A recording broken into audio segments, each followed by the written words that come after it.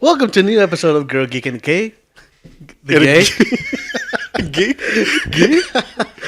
It's going to be one of those kind of shows Yes, today. it is. The place where we come to talk about the things that got us beat up in high school. That was perfect, though. Good job. Thank you. Yep. I'm reading it now. Oh, cheater. I just figured that would make it flow a little better. Makes sense, yeah. How you doing today? I'm doing great. My name is Jaime. Oh, yeah. Man, it hasn't even been that long. Since when? Since you've seen me? Or since We've done the show. Oh, yeah. Yeah, it hasn't been. But apparently the 3 extra days kind of throw us off. No, that doesn't even I make have sense. no idea. I am Jose, and here to my left I have the lovely Jaime. Hola. Better? Much better, yes. I'm just used to the flow now. And so when you didn't do that, it felt weird. It didn't feel right. I apologize. Thank you. Thank you. I'll do better next time. I appreciate that. Thanks. How you doing today? I'm doing good. It's been a good day. I got up pretty early, went to go see The Batman, which we're going to talk about later. It was an interesting week, work wise, but it's been good. Not All bad. right. Yeah. How are you? I'm doing better. My arm is better. Uh-huh. It's still not 100%, but it's better. Okay. What are you doing to make it better? No, like not nasty. I'm just, I just be like, have you gone to the doctor? No. This is no time for jokes, Megan. Not even here. I don't care. I'm using that for everything. Okay. No, I haven't because I don't want to pay $12,000 to be told to take some Tylenol and to stay off of it. Got it. Well, hopefully it's nothing too serious then. Yeah, my friend massages it the other day. Okay. And she's a physical therapist assistant, right? So I was like, all right, cool. She knows what she's doing. Mm-hmm. And like she was just like, oh my God, like you feel really bad. Oh, like and I was like, tense-wise? yeah. Oh, okay. And I go, well, at least I know because of your line of work, I'm not the worst person you've ever worked on. And she goes like, the only people that are worse than you are people that have had surgeries. Oh my God. And I'm just like, oh, yeah. lie to me, woman. At least, well, what they say about like doctors and I guess physical therapists, they have no bedside manners. Yeah. Yeah, that's always fun. I think that's why a lot of people kind of fear going to doctors is because they're like, hey, you're going to die. Like, oh, thanks. That's why I came here for you to tell me that, I've been told that, not literally in those words, but I've been told that in, going to doctors and it's not fun to hear. When I was around 8 years old, I had appendicitis. Okay. And I remember being in the doctor's office and they had given me like a Game Boy. So I was playing with the Game Boy and the doctor's talking to my mom. And all of a sudden I hear, if he doesn't get the surgery, he's going to die. Wow. And I just pop my head up and the doctor just starts laughing. He's just like, what the wow, fuck? as soon as you heard you're going to die, you look up. I'm like, yeah. I mean, that sounds important. Yeah, it does. Well, appendicitis surgery is pretty serious, right? Like it is a pretty big deal. But you're right. Like, well, was there a debate about you having it? I think so back then, but now it's like a day surgery. Oh, well, I mean, it's pretty serious. Like if it erupts. Oh yeah. Like your appendicitis, if it erupts, Yeah. like you could die. Your appendix. Yes, your appendix. Sorry. No. Yeah, and I think like I was out for like 2 weeks. Now it's you're good like the next day. Really? Yeah. I need to get appendicitis. Get rid of that thing. Just knock it out now. Yeah. Might as well. Yeah. But I mean, other than that, my week's been interesting. My truck broke down on the freeway. Fun. You're going back to that. Yeah, but it broke like it turned off while it was running. What the fuck? Yeah, so all of a sudden it's just off and it's just keep going on the freeway. What the fuck? So I'm trying to get it off to the side, but I have no power steering. What? And I have a bum right arm. Oh fuck. Oh my God, that was intense. Good thing it was like 2 a.m. Wow. So there wasn't really any traffic. What lane were you in? I was on the far right lane because once I saw what was happening because the all of a sudden I couldn't accelerate, so it wasn't off yet, but the speed was going down. Oh, so and sorry, I couldn't accelerate, so I moved over. Wow. And like once I realized like, oh shit, it's off. Yeah. Maybe I should get out of the road. Yeah.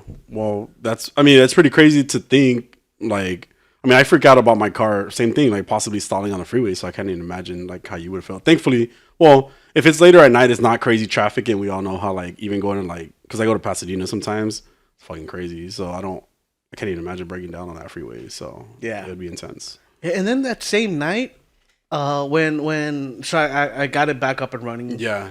And You did it, like, or somebody came by and helped you? I just left it alone. Oh, and then an okay. hour later turned on its own Oh, while I was waiting for a tow truck. okay. So I don't know what happened. I think it just got tired and didn't want to work anymore. Yeah. I get it. But I was leaving the distribution center and I was at a red light and this drunk kid walks by and he just stops right in front of my truck, looks at me, puts his hand on my truck and yells, "Go home." And I'm like, okay. It was a This sign. seems like a sign. It was a sign. Yeah. Wow, that's crazy. That's so weird. I don't even know what else to react to that. Like that. Yeah, I mean, if somebody tells you to go home, there's a reason. A drunk kid tells you to go home. You listen to that fucking kid and go home. That kid knew what he was talking about. Good job. I went the fuck home. Great. And you slapped. That was it. Yeah. Man, sleeping's been tough because Yeah. of my arm. Yeah. So I've had to build like a pillow fort around me Oh my so I don't God. move at night because I'm a side sleeper. And Yeah. no matter where I go to sleep, I'll always wake up on the side of my messed up arm and yeah. in pain. Oh man. So yeah, I've had to build a pillow fort. Yeah. I wonder what happened. I wonder what like triggered your pain. No idea. So crazy. Yeah. Furious masturbation. That's all I could think about. Okay. That's what it was. That's how I roll, baby. Dude, the other day I had the weirdest dream. Oh God. So, and I don't remember much about it. Uh-huh. All I remember is I was trying to remember a certain actor's name, but I couldn't remember it. Okay. And I was just like, oh, it's come on, it's like it's not Bill Murray. It's not Steph Curry. It's, oh my God, like what's his name? So I try to Google it, but it's a dream, so you can't read anything in your dreams. It's not working. So I'm just looking at like a weird screen. Yeah. And also my brain just can't remember it, so it's not coming up. Yeah. So I woke up to And Google. you had to Google yeah, somebody's I name. woke up to Google who I was thinking about at like 3 in the morning. That's awesome. It was Tim Curry, by the way. He's on our wall. Oh yeah, he's over there. But no, that's funny. He's in your wall of gay. Am I what? What? He's in what? It's only one gay. Oh, and Fastos, I guess. Oh, New Atlanta, so Knew it. What? Atlanta. Oh, okay, cool. Because Fastos is in Atlanta. Okay, great. Yeah, no, I know that he's also going to be in that movie with Brad Pitt that's coming out soon. Yes, he is. What is it called? Bullet Train? Sure, Bullet Train. I think so. Okay, cool. Yeah, that one. Yeah, I saw the preview to that. Yeah, I saw the preview too. So it looks interesting. I like Brad Pitt. Yeah, it's Brad Pitt. Yeah. Cool. I can't imagine Brad Pitt as anybody else other than Brad Pitt. Yeah. Yeah. Like okay. no matter what role you put him in, he's Brad Yeah. Pitt. Yeah. Yeah, just himself Yeah. through the ages. But he's also a very good actor. Like Fight Club is one of my favorite movies. Oh yeah, absolutely. Yeah. I mean, it was a great movie. There's like no denying it and how crazy it was. Yeah. Which is why I really liked even Edward Norton as the Hulk when he became the Hulk. You know, like I would have loved to have continued seeing him as the Hulk. I think he would have played it great, but you know, it happens. Yeah, but yeah, he's like notoriously a dick behind the scenes. Yeah, I've heard about that too. Reminds And me I of Tobey think Maguire. and I think he wanted like creative control over the character. Like how they did the movies and stuff. Yeah. It gets a little crazy with actors, especially when they get to a certain caliber. But it doesn't seem like Brad Pitt's that way, you know. Well, in the movies that he's been in, you know, like I mean, he seems like you said, he's himself. Yeah. It seems like so. You know, hopefully he's a pretty chill person. You know, I haven't heard any bad news about him. So Neither have I. Did you ever watch the movie Birdman? Birdman, Michael Keaton. Yes, I did see it. Yeah. And Edward Norton. Yeah. Like the way Edward Norton is behind the scenes in that movie is like kind of That's what how he he's really like. is. Yeah, in person. Oh wow. Did that go straight to Netflix? No. No? Okay. I think I saw it on some streaming Yeah, service. it ended up on a streaming service. I just can't remember which one. But I thought it was one of those movies that just went straight to it. But yeah, that was a crazy movie No, too. yeah, it's an older movie at this point. Yeah. Yeah. I think it came out before No Way Home, even. Yeah, sounds I right. mean, not No Way Home. Homecoming. Homecoming, the first one. Yeah. Yeah, it was a good movie though. All right, let's talk about today's show, shall we? For sure. We have some news. Cool. We also have a little bit of Doctor Who. Yes. We're back at it. The first episode of season 2 of Doom Patrol. Yes. And then we're going to talk about the Batman. The Batman. Yeah, that's going to be our grand finale. Spoilers, guys. Spoilers. Yes. When we get there. Of course, yes. Not right now. All right. Jaime's Pokedex as well. Thank you. And Jaime's Pokedex. And I'm just never sure if it's in there anymore. We talked about this anyway, and some additional Pokemon news. It's an extended version, like I told Jose wow. a second ago. But you're just gonna ignore it again. Thanks a lot. It's been that kind of day. Yeah. Dude. We're clearly a mess. Okay, so today I got home and I already had planned like how long I was gonna sleep before I had to come here. Yeah. I woke up like an hour earlier than I was supposed to. Fun. And even you moved it ahead like another 30 minutes. I'm like, man, I could have slept for an extra hour and a half. Moved it later. Yeah. Yeah. So, but I just couldn't go back to sleep. Yeah. So that happens. That kind of sucked. Also, Yeah. I started watching Survivor again. Why? I don't know, because I just need something to play in the background. Yeah. And like I'm all caught up on AbbotElementary. Okay, hold on, real quick rant. Okay. Real quick aside. Okay. Cool. I saw this thing that said AbbotElementary is like one of the funniest shows ever.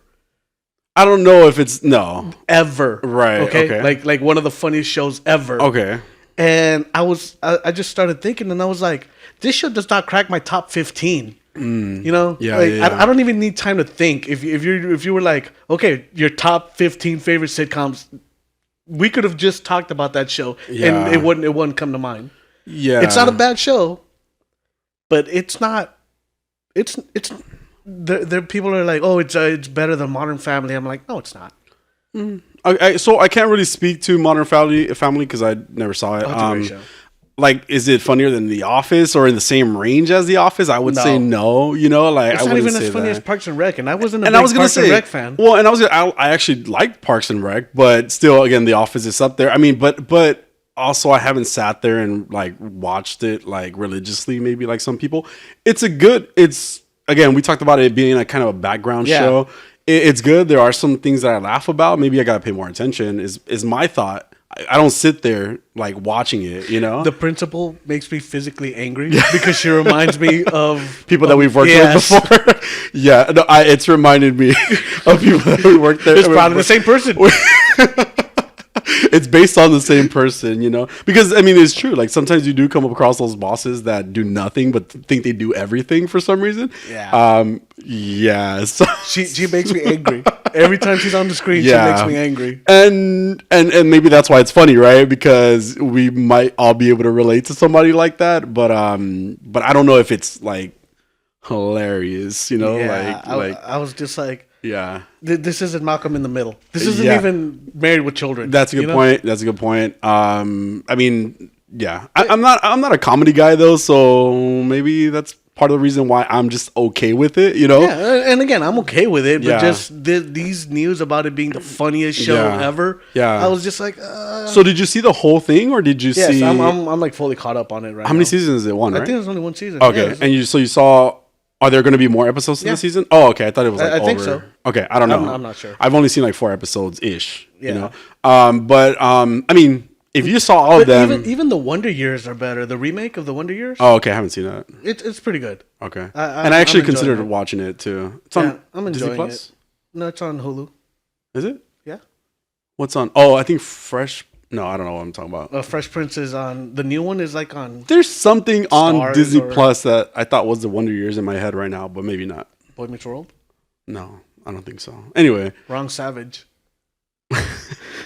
yeah, I don't think it's any of those. But we'll figure it out. But again, it's I haven't seen the rest of the show. I'll watch the rest of the show and I'll get back to you on it. Okay. If you thought it was okay, you know. I mean, yeah, it's fine. Yeah. It's just fine. Cool. But I just wanted to address these claims that it's the best comedy on TV. I'm happy people can appreciate it though, because I do like the show.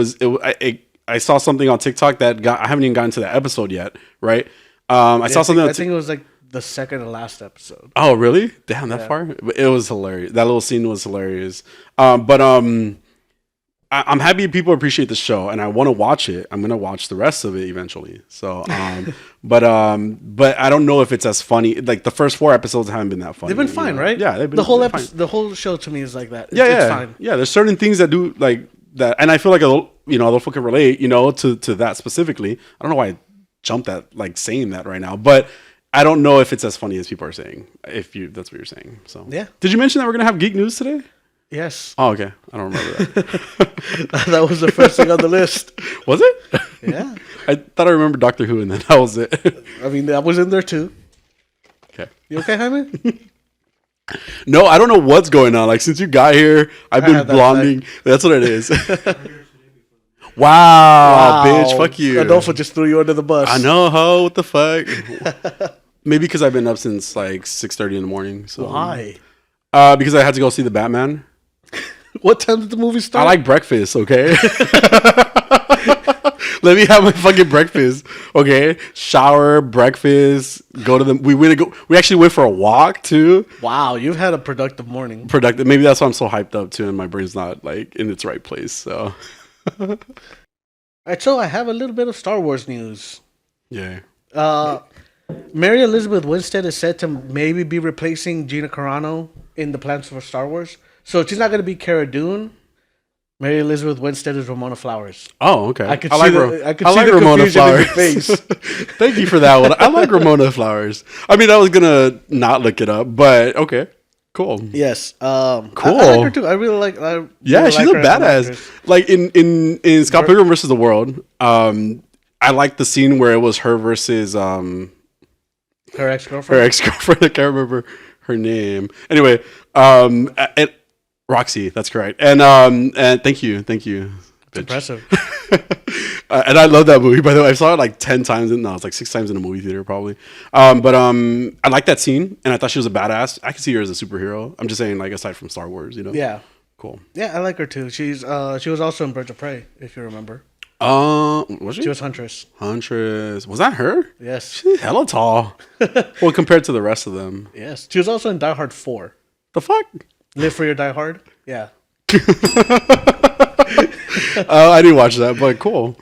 You know, a lot of people don't like that movie. That's the one with Justin Long. Okay. I like that movie. Yeah. It's ridiculous action. Yeah. Die Hard 5 was terrible. Okay. Die Hard 5 is one of the worst movies I've ever seen in my life. Oh, wow. Like, that movie is aggressively bad. And you're a Die Hard and fan. I love Die Hard. But Die Hard 5 is bad. Wow. Die Hard 5 is so bad. Yeah. But Die Hard 4, I like Die Hard 4, but she plays John McClane's daughter. Oh, okay. That's Bruce Willis. Thank you. I appreciate that. got Yeah. Bitch. Anyway, Bruce Willis is the guy for The Fifth Element. yeah, the bald guy, right? Yes. Got it. Thank you. Fifth Element. Oh. Wow. I was thinking The Sixth Sense. He was also in that. He wasn't The Sixth Sense, but it was just so the 5 and the 6. The fuck? Drink some more coffee, Jaime. Shut up. There's only a little bit left. Chug. The Ramona Flowers. You remember in that terrible movie, Zack Snyder's terrible movie on Netflix, the zombie one. What is it called? Oh, I forgot about it. Yeah. Hold on, the one with the containers. Exactly. Army of the Dead. Army of the Dead. Yeah. Okay. Anyway, Army of the Dead. Don't follow there nodding. He's our fact checker. I thought he's our what Fact. checker. I said fact. I was like, wow, I don't need to be told that. Anyway, no, but I honestly thought that the coyote, I thought that was her. They just kind of look similar to me. The coyote and Ramona Yes. Flowers, I thought they were the same person at one point, but That's it reminds me racist. of Huntress as well, like panel of them. Okay. So we're first set to meet her in Ahsoka, in the Ahsoka series. Okay. Her character's still being kept under wraps, but it looks like she's gonna just take on the mantle of what Cara Dune was supposed to be. Okay. So like what's it called? The New Republic, Rangers of the New Republic. Sure. Yeah, something like that. Yeah, I don't know. I don't know how, because I'm just like, especially after the Book of Boba Fett, I'm just kind of like about Star Wars stuff. I'm looking forward to Ahsoka. Maybe because I like Rosario Dawson a lot. But that's it. Cool. Okay, cool. Doctor Who rumors. So the 60th anniversary is coming up next year. Wow. This year. 2022? No, 2023. Next Okay, year. so next year. Yeah. I have no idea what year it is. Wow. and my phone doesn't tell me, and there's been a couple times where I'm like, hold on, what year is it? Why doesn't your phone tell Well, you? it just tells me like the day and the Holy shit, you're right. Yeah. Oh. So I have to like open up the calendar to see what year we're in. It's happened a few times too. Okay. You should get that checked. I really should. Yeah. But I'm not gonna. Okay. I'll do it when they take a look at my arm. Yeah, good idea. Yeah. So with the 60th anniversary coming up and Russell T Davis taking up the reins again, there's just been a lot of rumors going around. But The Sun has reported that we will see the return of David Tennant, Matt Smith, Peter Capaldi, and even possibly Christopher Eccleston. But we're just gonna scrap what's her name? Well, she'll be. I mean, I'm assuming she's gonna make an appearance too because they're trying to do like their own version of the Five Doctors. Okay. Which was a very old story. Oh. Where the five doctors come together. So they're trying to do something along those lines. Cool. I'm totally down. Me too. That sounds cool. I would love to see David Tennant, Matt Smith, and Peter Capaldi working together. What's her name? I forgot her name. Jodie Whittaker. Jodie Whittaker. Yeah. But so people are saying that what kind of makes this news a little hard to believe is the return of Christopher Eccleston, The first one, the Ninth Doctor. Yeah. Because of his relationship with Russell T Davis, and it's going to be that whole team. Yeah. I think like the whole team is coming back to take on the show. But it could be the new Doctor. well, no, recently he's been doing audio dramas for Doctor Who again. Oh, that's right. So while at some point they're like, oh, he just doesn't want to be associated with being the Doctor anymore. Yeah. Like he's at least doing audio dramas. Yeah, and there does come to, you get to a point, right, where you can kind of separate your feelings from what used to happen, right? I mean, he played the Doctor back in 2005. Yeah. That's what I'm reading. So it's been long enough for hopefully for things to Damn. kind of. Yeah, I know. I didn't even realize that until I was like, oh shit. Yeah, like It's been almost 25 years if you think about. I'm just saying, like, it's been almost 22 years. Well, wait, I'm overadding. Like 18. It's the year. It's I okay, thought you're cute. I don't know what year it is anymore. Like you. ask your phone. It won't tell me apparently. No, but it's been 17 years since then, right? And so I mean, hopefully things kind of have fizzled in regards to, or I guess chilled out since the drama. So maybe that's why he's more cool with it too. Yeah, hopefully. Yeah. I mean, I love Christopher Eccleston. Yeah. I was really up because so when I started watching Doctor Who, Mm-hmm. I started with the series of Eccleston. Yeah. Same. And when he regenerated, I was so mad. Yeah. Because I didn't know it was happening. Yeah. Yeah. I had no idea that Yeah. this is what happened. Yeah. I can relate to this. Yeah, and I was very upset and I hated David Tennant up until I didn't. Yeah. And then when David Tennant regenerated, I was very upset and I hated Matt Smith up until I didn't. Yeah. And then when and then that stopped with Jodie Whittaker. and then I still Jodie Whittaker still hasn't done anything That's gonna make you mad. All right, we'll talk about Jodie Whittaker later, I guess. So I can relate to that totally because Rose, right, was her Yes. name. That the connection that she had with him, and then kind of moving into the 10th Doctor afterwards. It was it was so crazy to see what she was going through, the emotions that she had behind, like being attached to that Doctor too, right? Like, because was she through all of David Tennant? No, right? No. She left in season 2, I think. Yeah, so the attachment that she had, and then even when she was leaving afterwards, after when with David Tennant, from what I remember, there's a lot of emotion behind it. And Rose, honestly, Rose was a good start for me. Like she really created that relationship between the two of them, and then even to the 10th Doctor and stuff like that. And the companions have always been really interesting to me, afterwards, even though the Doctors are pretty great. So I could tell. Yeah, because then there's that scene where he's blowing up a star to say goodbye to her, basically. And so he's like projecting himself across universes, basically, to say bye. Wow. And she's like, "I love you," and then like right before he says it, like it runs out of juice. Yeah. And he's just like you just see the sadness in his face. Yeah. And her face too. Yeah. Crazy. Good show. Back then. It used to be. Once upon a time. Yeah. Finn Wolfhard, Cool. 19 years old now. Who is he? Finn Wolfhard? Stranger Things, Oh, okay. The one that was in Ghostbusters? Ghostbusters. Did you call him It? He was in. Oh, he was in It. Oh, okay. Yeah, that guy. Yes, he's 19 now, Wow. and he's gonna be joining the MCU. Oh. Don't know As who or what? Don't know. Undisclosed role. Okay. Is it undisclosed or indisclosed? On Google? Well, yeah, I think it's undisclosed. I think so too. Yeah. But he's going to be joining the MCU. Undisclosed. Yeah, I don't know as what or who or when.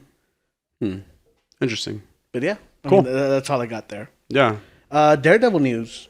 Charlie Cox set to appear in multiple episodes of She-Hulk. Oh. Well, makes sense. They're both lawyers. Yeah, but it's going to be a little weird because Charlie Cox's Daredevil was a much darker tone when She-Hulk is set to be a comedy. It's set to be a courtroom comedy. Yeah. Yeah. So, I mean, I'm going to watch it. A courtroom comedy. Yes. Okay. But March 16th, parental controls will be updated on Disney Plus to include the Netflix shows. Oh, okay. Wow. Yeah, so we're getting that. So what is it going to be? So we're not getting a whole separate like you were talking about Stars, right? In like Canada and stuff Which is like just that, a right? hub on Disney Plus. Okay. So is it kind of like on HBO Max? Yeah. Where it has hubs and you could pick like ESPN or something? Oh wait. well, you could do it on Disney Plus now. They have Marvel, Star Wars. It's gonna have like is it gonna have like a separate hub or no? Yes. Okay, cool. This is going to be added to that because they have Disney, Pixar, Marvel, Star Wars. Yeah. And then they're going to add Stars. They're gonna add that to Disney Plus. Yes. Here. Okay. Not in Canada. I don't know if they're going to be. No. This is already in the U.S. Okay. I don't know if it's going to be added as a hub or if it's just going to be parental controls. Got it. Okay. Where you could just choose what. Just incorporate it. Yeah, I got it. Great. So cool. Yeah. Agents of S.H.I.E.L.D. It seemed like they were at first having licensing issues that didn't allow it to be on Disney Plus, but it looks like it's coming to Disney Plus as well. Okay. Especially because there's rumors that Coulson? well, some characters are going to be appearing in MCUs. Okay. In the MCU. I wish I would have kept up with the rest of that show, but it just after she became Quake, I think I kind of like lost a little bit because I don't know if I didn't really like her as a superhero, I guess. I like Chloe Bennett. Yeah. It was yeah. I mean, I was really into it. I think I stopped right at the premiere of the season with no, maybe it was like shortly after that. Cuz I think it was when she became Quake. That season I probably just fell off altogether. Yeah. I think I might have watched that season and then afterwards which is I kind of stopped. Which is the Ghost Rider. I didn't see Ghost Rider. Oh, okay. Okay.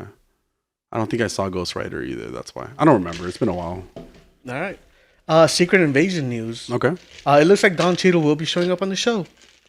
Secret Invasion? Yeah. Okay. Leaks show a newspaper with him on the cover. The headline reads, President Ritson in London for emergency talks. So he's also going to be in Armor Wars. That's what I was going to ask because, I remember him being from Armor Wars because he's War Machine.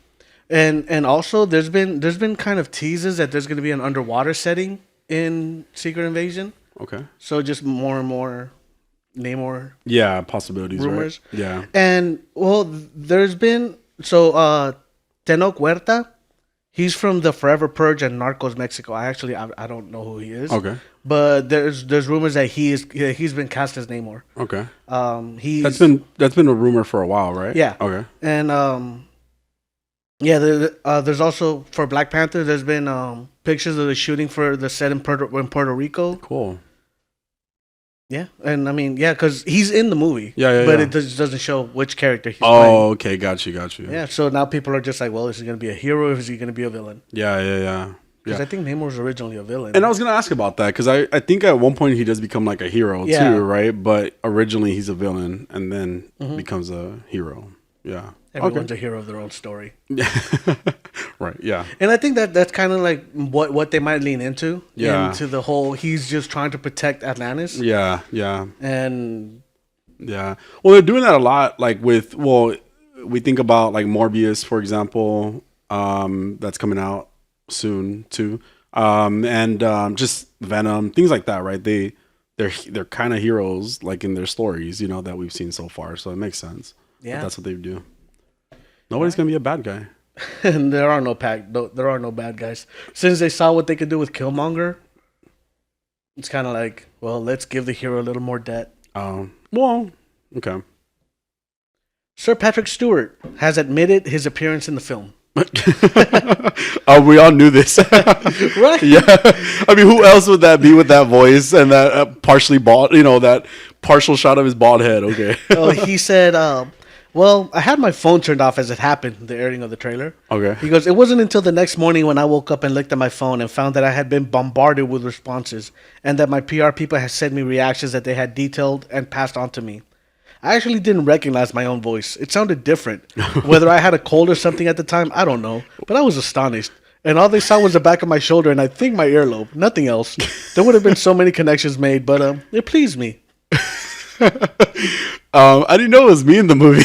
That's what it sounds like. It's just funny. Yeah. You know? and you know what, though?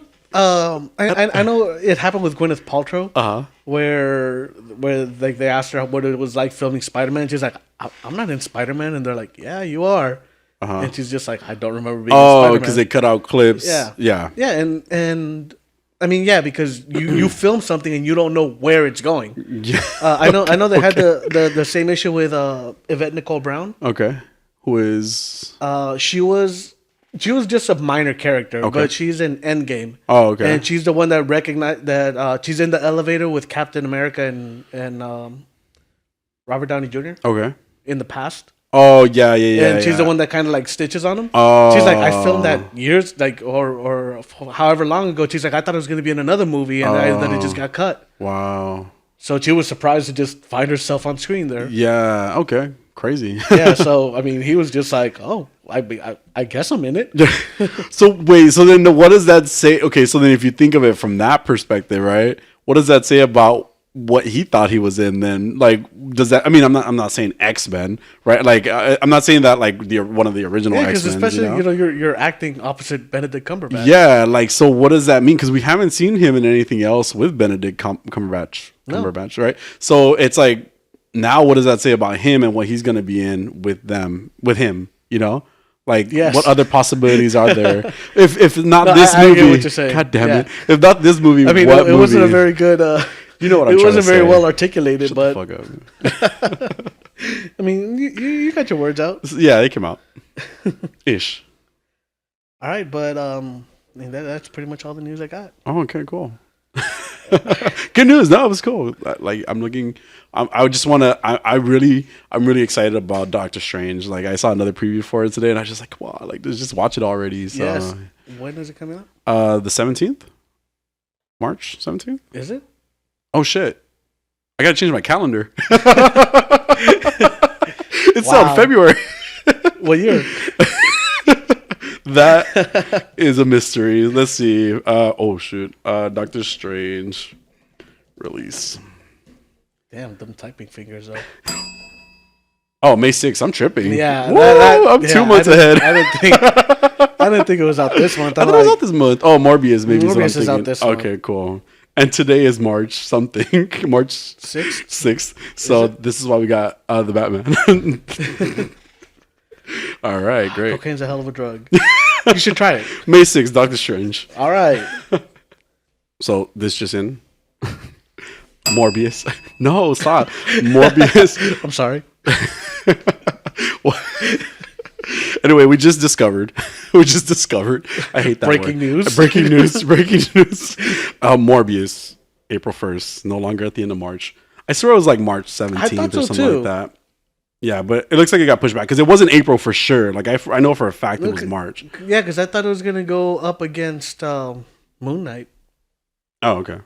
Well, Moon Knight is on TV, but streaming. Yeah, I mean, yeah, I swear. I mean, I guess March 17th doesn't make sense, but I thought it was March sometime. I don't remember it being at all. April 1st, but it's April 1st now, which is a Friday, April 1st. Crazy. So we're getting Morbius that day. Just FYI, guys. Thank you for that, Jaime. You're welcome. Anytime. Moving on now. Doctor Who. Yes. Skyfall Part 1. It was called Skyfall? Yeah. It's called SpyFall. Okay, you just said Skyfall. I did say Skyfall. Okay. I thought it was me for a second. Season 12, episode 1, SpyFall. Yes, SpyFall. All right. You're right.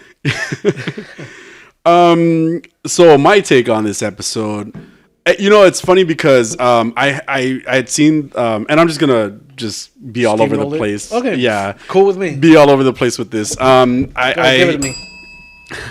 I like That guy looked really familiar. There's a spy in this episode. Sasha Dewan. Sasha Dewan. Oh, I did say oh. yeah. So I'm just saying, like, Sasha Dewan. So Sasha Dewan, and because I've seen kind of spoilers, I guess, for the show, like kind of like clips, and I was like, this guy looks really familiar. Like I was like, oh, why is this guy looks like? I honestly thought I just was mistaken two people together, but I wasn't. It is who I thought it was the whole time. So What is it, Jaime? it's the Master. What? Spoilers. So this episode Spoilers. Spoilers. Spoilers. is that all her? The first one didn't No, sound like no. her. The first one I think is Donna Noble. Oh, okay. Was Donna Noble the original one that would say that? Said No. it? No? Oh, she just stole it? Yeah. Wow. How dare she? Don't be stealing stuff from River. Those predator looking things, the way that they were like predators, in my opinion, in the beginning of the episodes, is like these things that are coming out of walls, right? And from everywhere, it's like they're on an airplane and they attack somebody. They're on, somebody's like, there's somebody sniping somebody and they pop up from behind her. Then they they kill this other guy in the safe house, right? I thought those things were pretty cool, like at first, like they were really interesting. The way that they were kind of trying to set up the whole situation. It was really interesting, like new type of villain it is. So far, like that beginning of the episode was great. So those things were cool. Even like later on when we talk about and the way who actually is, which we said the Master. What? it wasn't bad. That wasn't bad. I did notice some things that they try to like kind of throw in there still, like the whole dyspraxia with The basketball? Yeah, with Ryan. Like it wasn't necessary anymore. Like it's like, why are you doing that still? Because he I don't know. Like he still does everything else, It has no effect on him. Yeah. So it just... Also, Yaz is now the best probationer in the police. She's high ranked. And it's like, why? Yeah. Mind you, she's gone a lot, but somehow she's become the best at her job, And again, something you don't really have to add, or even does it even matter that she's working? And I guess they have to include that to kind of remind them like they're kind of tied to their personal lives too. But for example, with Clara, like it was like she would just go and come back, and that was it. She didn't have to make an excuse to be out of work because it is a time machine. Yes. It's a fucking time That machine. is exactly what I was thinking. So they try to make an excuse for they try to say that she's doing bad at her. Well, she's calling out from her job a lot, which, by the way, 4 times, I probably would have fired your ass. I'm sorry. That's just me. But she's the best. She's the best probationer. Yeah. His words. She's missing a lot from work. On her probation period.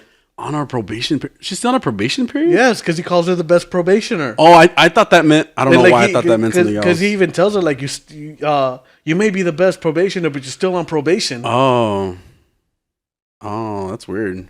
Because, wait, wasn't she... But she was still a meter maid? She wasn't a meter maid. She's never been a meter maid. They just had her on meter maid duties. Okay. I don't know how this works over there. I don't know.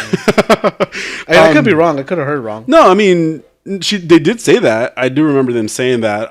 It just, to me, it's like, and then you're on a probation period, and I'm just being really realistic in my head, like, and you're missing that much work. Yeah. It's a time machine. Honestly, it's a time machine. Like, you could literally land back at the exact same time that you left and you'd be fine. And that's what Clara did, like that's what happened a lot with Clara, which is why they would bring them back to a certain point. And I point that out specifically because I do remember why Clara trying to juggle her personal life and her like work life, as well as her traveling with the doctor, there was a lot of that. So like that kind of that excuse, like it wasn't realistic. And I think this goes back to what you say about Chris, right? Chibnall, right? The writer? Showrunner. Showrunner. He writes it. He doesn't know the Doctor. You know, it seems like he doesn't. He doesn't know like the Doctor Who. It's weird. It's really weird. It's really weird. And like even down to when they did the reveal of right before we found out he's the Master, right? There's this guy sitting in a chair, and there's just two like security guards behind them, because he's like a spy, you know, which is what the whole episode is about. I honestly was excited because I was like, oh, maybe they decided this season to include something from like a previous Doctor, and I didn't know who that guy was. Like, but they built like this suspense to it, like they were trying to. It was just a view from the back of his head, you know. I even for a second thought it was Harkness, Captain Jack, right? I thought it was him. I'm like randomly I'm like, oh, cool, Captain Jack. You know, it's gonna be a good episode with like something from a previous Doctor, and then it was this guy, and I was like, oh, okay, like, wow, hi, Mister, handsome guy for sure. Like I like this character in the episode, but it just didn't have that effect that maybe they were trying to go for a character that nobody knew in that moment, at least. Am I wrong? Like nobody knew him, right? No. Okay. He hadn't been introduced at all. Yeah. And a lot of it started making sense along the way. Like some of the things he would say was like, "Oh yeah, I've known the Doctor." I'm like, how come this guy's never been in any of the shows before? Then if you're gonna, she mentions having known him too. Yeah. And she's like, "Yeah, we text." Yeah. But I don't. It's very tenuous, yeah. Yeah, I just don't think it's it wasn't and obviously he ends up being the Master. The connection is much bigger than we think, right? But the way that he was introduced, like the connection that they supposedly had, it just again puts me back in that state of mind. It's like, well, this guy's never existed before in the Doctor Who. Canon, yeah, so it's just kind of weird to say like, oh yeah, like I've known him, like this and this and this, and it reminds me of like the name dropping, even, like they just kind of mention somebody and it just fits because it's Doctor Who, you know. So I mean, that was the issue that I had with the introduction to that character. I do think that like they're making. Well, what do you think? Well, what did you think? Because you just rewatched it. What did you think about, I guess, the villains and So I don't even remember part 2 of this episode. So it's cool. Like we go based off of this. Yes. The villains look really cool. Yes. Did you ever play the video game Alan Wake? Yes. No, I did not, but I saw a lot of YouTube videos about it. Yeah, so it kind of reminds me of like a reversed version of their shadows. Oh, okay. Yeah. You remember? Yeah. Because you would flashlight them and they would dissipate, right? Yeah, so you had to flash them to get rid of them. Yeah. So with a flashlight, not with penises. Too. Down, John Barrowman. Stop! No, cut this out. Yeah, so I thought they looked really cool. Yeah. What they were doing to people it's really creepy. Yeah. Because they're basically erasing them and turning them into vegetables. Yeah. Pretty much. They're erasing their DNA, right? Yeah, because like the three operatives that they take out in the beginning, they're just like, oh, are they in a coma? Like no, like basically who they are has been erased. Yeah, right. So I thought they were really cool. Yes. I actually really liked them. Sacha Dhawan, I mean he was good up until the reveal of the Master to me, because then it became a parody of John Sims' Master. It didn't look like he was giving you an original take on the Master. It looked to me like he was doing John Sim as John Sim's Master. Yeah, okay. And that was which one was he? From David Tennant's era. Wasn't he also the same Master in He's also the Master that kills the Master in Peter Capaldi's season. Okay. That kills Missy. Yeah, because like he falls in love with kill each other. Yeah, they kill each other. Yeah. So it seemed to me that he was doing an impression of him. Mm-hmm. And I just give me your own take on the character. Yeah. Yeah, I don't need, if I wanted a John Sims Master, then just cast John Sims again. Yeah. I didn't need that. Yeah. I can see that. Yeah. I can see what you're saying. It was it was very the same guy, like it was, and the interesting part of, like, for example, Missy is that even though she was kind of like demented at the same time, like she was just herself. You know? And she had an original take on the character. Yeah, where exactly. it was still the master, but it wasn't a copy of another actor's portrayal of the master. Right. And this is why I say though, because we have that issue with Jodie Whittaker, right? Kind of being David Tennant's doctor, right? And then now we have don't remember his name. Sacha Dhawan. I like that name too. Yeah, it's a really cool name. Being that other John Sims being that master, right? And it just leads me back to the whole thing in my head too, that like it's like, so the writer is the problem, you know. He's telling them be these people, you know. And mind you, that the way he's playing the character, he's playing the master played by John Sims, you know, like it is that, you know, when you point it out like that, it's like they're told like hey, do this, you know, and then they do it, you know, they do it, and again, even Jodie Whittaker, like it's the same thing, you know. There are certain things that she's just very David Tennant like, you know, and Megan was saying that a lot about her too, and it's the writing. It's the writing. The writing is terrible, and they don't have the actors to pull it off. I get you. Jodie Whittaker just doesn't have the acting chops to pull off bad writing.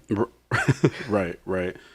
There was I know Graham is a cool character, but I feel like they are a really fun character, but I feel like they make him really childish now.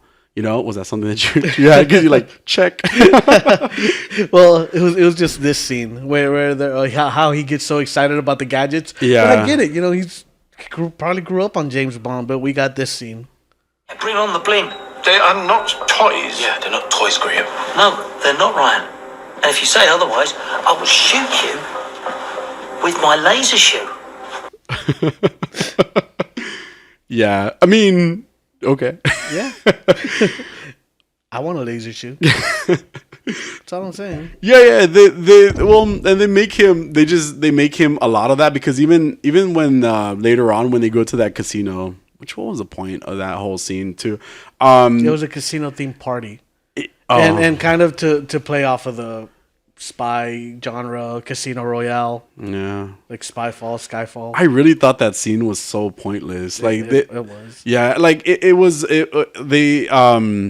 they just all ended up in like in that casino theme party, like you're saying, you know, and it was just everybody was like playing games when we're over here trying to figure out what the fuck these monster things are, killing people or rewriting people's DNAs, you know. Yeah. And it's like, instead, what we're gonna do? I mean, maybe I'm too serious.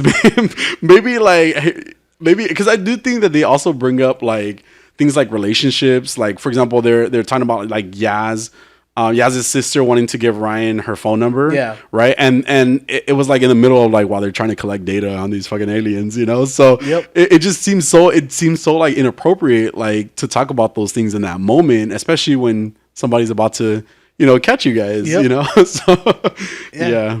One thing that we've missed is when Jodie Whittaker meets the director of MI6. Oh, okay. Yeah. When he's just like, I've read the files. The doctor's a man. And she just pops up with, I've had an upgrade. Yeah. And it's like, why have you? First off, you're not good.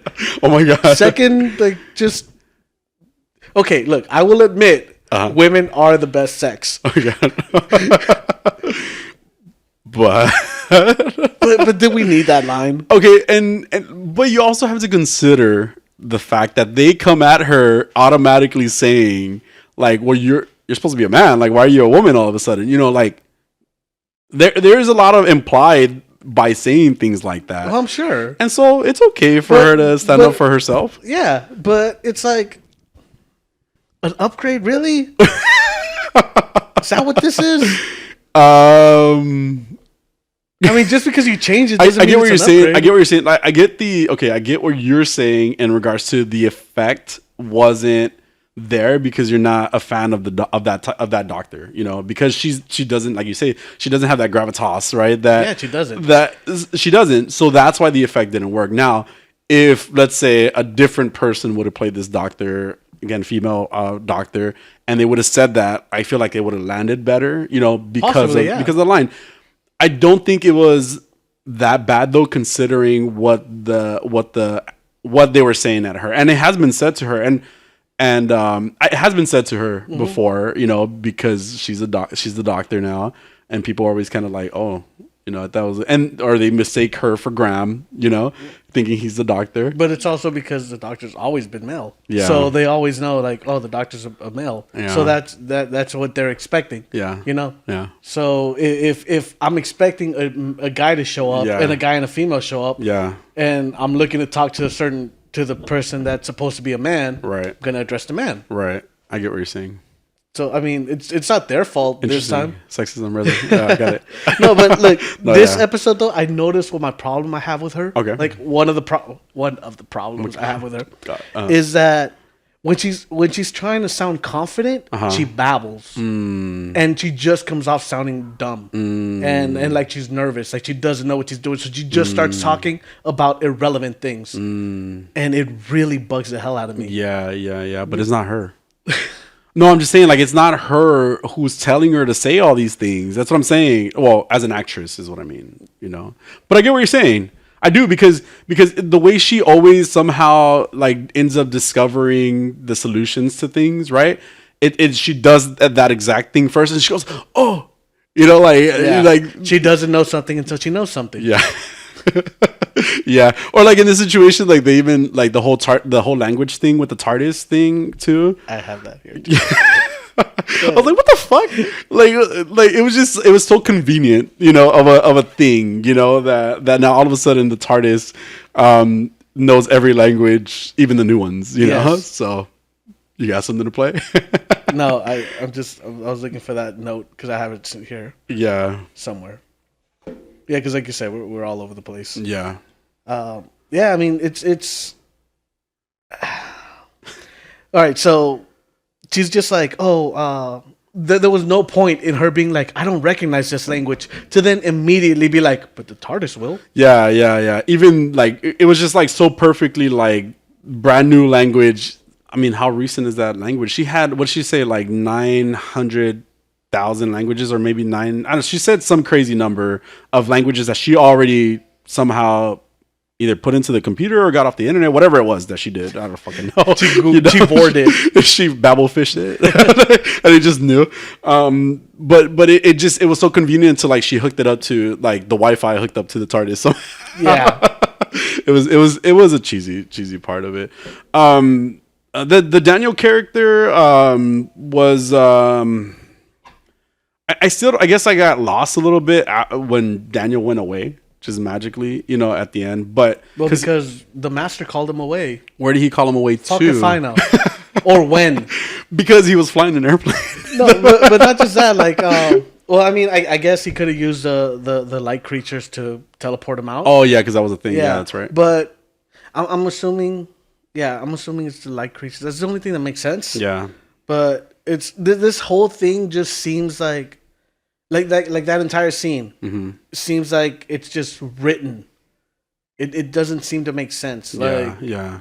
They managed to get onto this airplane that's being flown off by this dude who's all of a sudden gone, but there's a bomb there in his place. Yeah. And it seems like the writing of like a TV show movie. Mm-hmm. Like when someone in a TV show is watching a movie. Oh yeah. And then like you see how ridiculous that movie is. Yeah. This is what that felt like. Oh, it's funny when we were watching it here earlier, it reminded me of the scene in Boba Fett where the Power Rangers were chasing the mayor. Mm-hmm.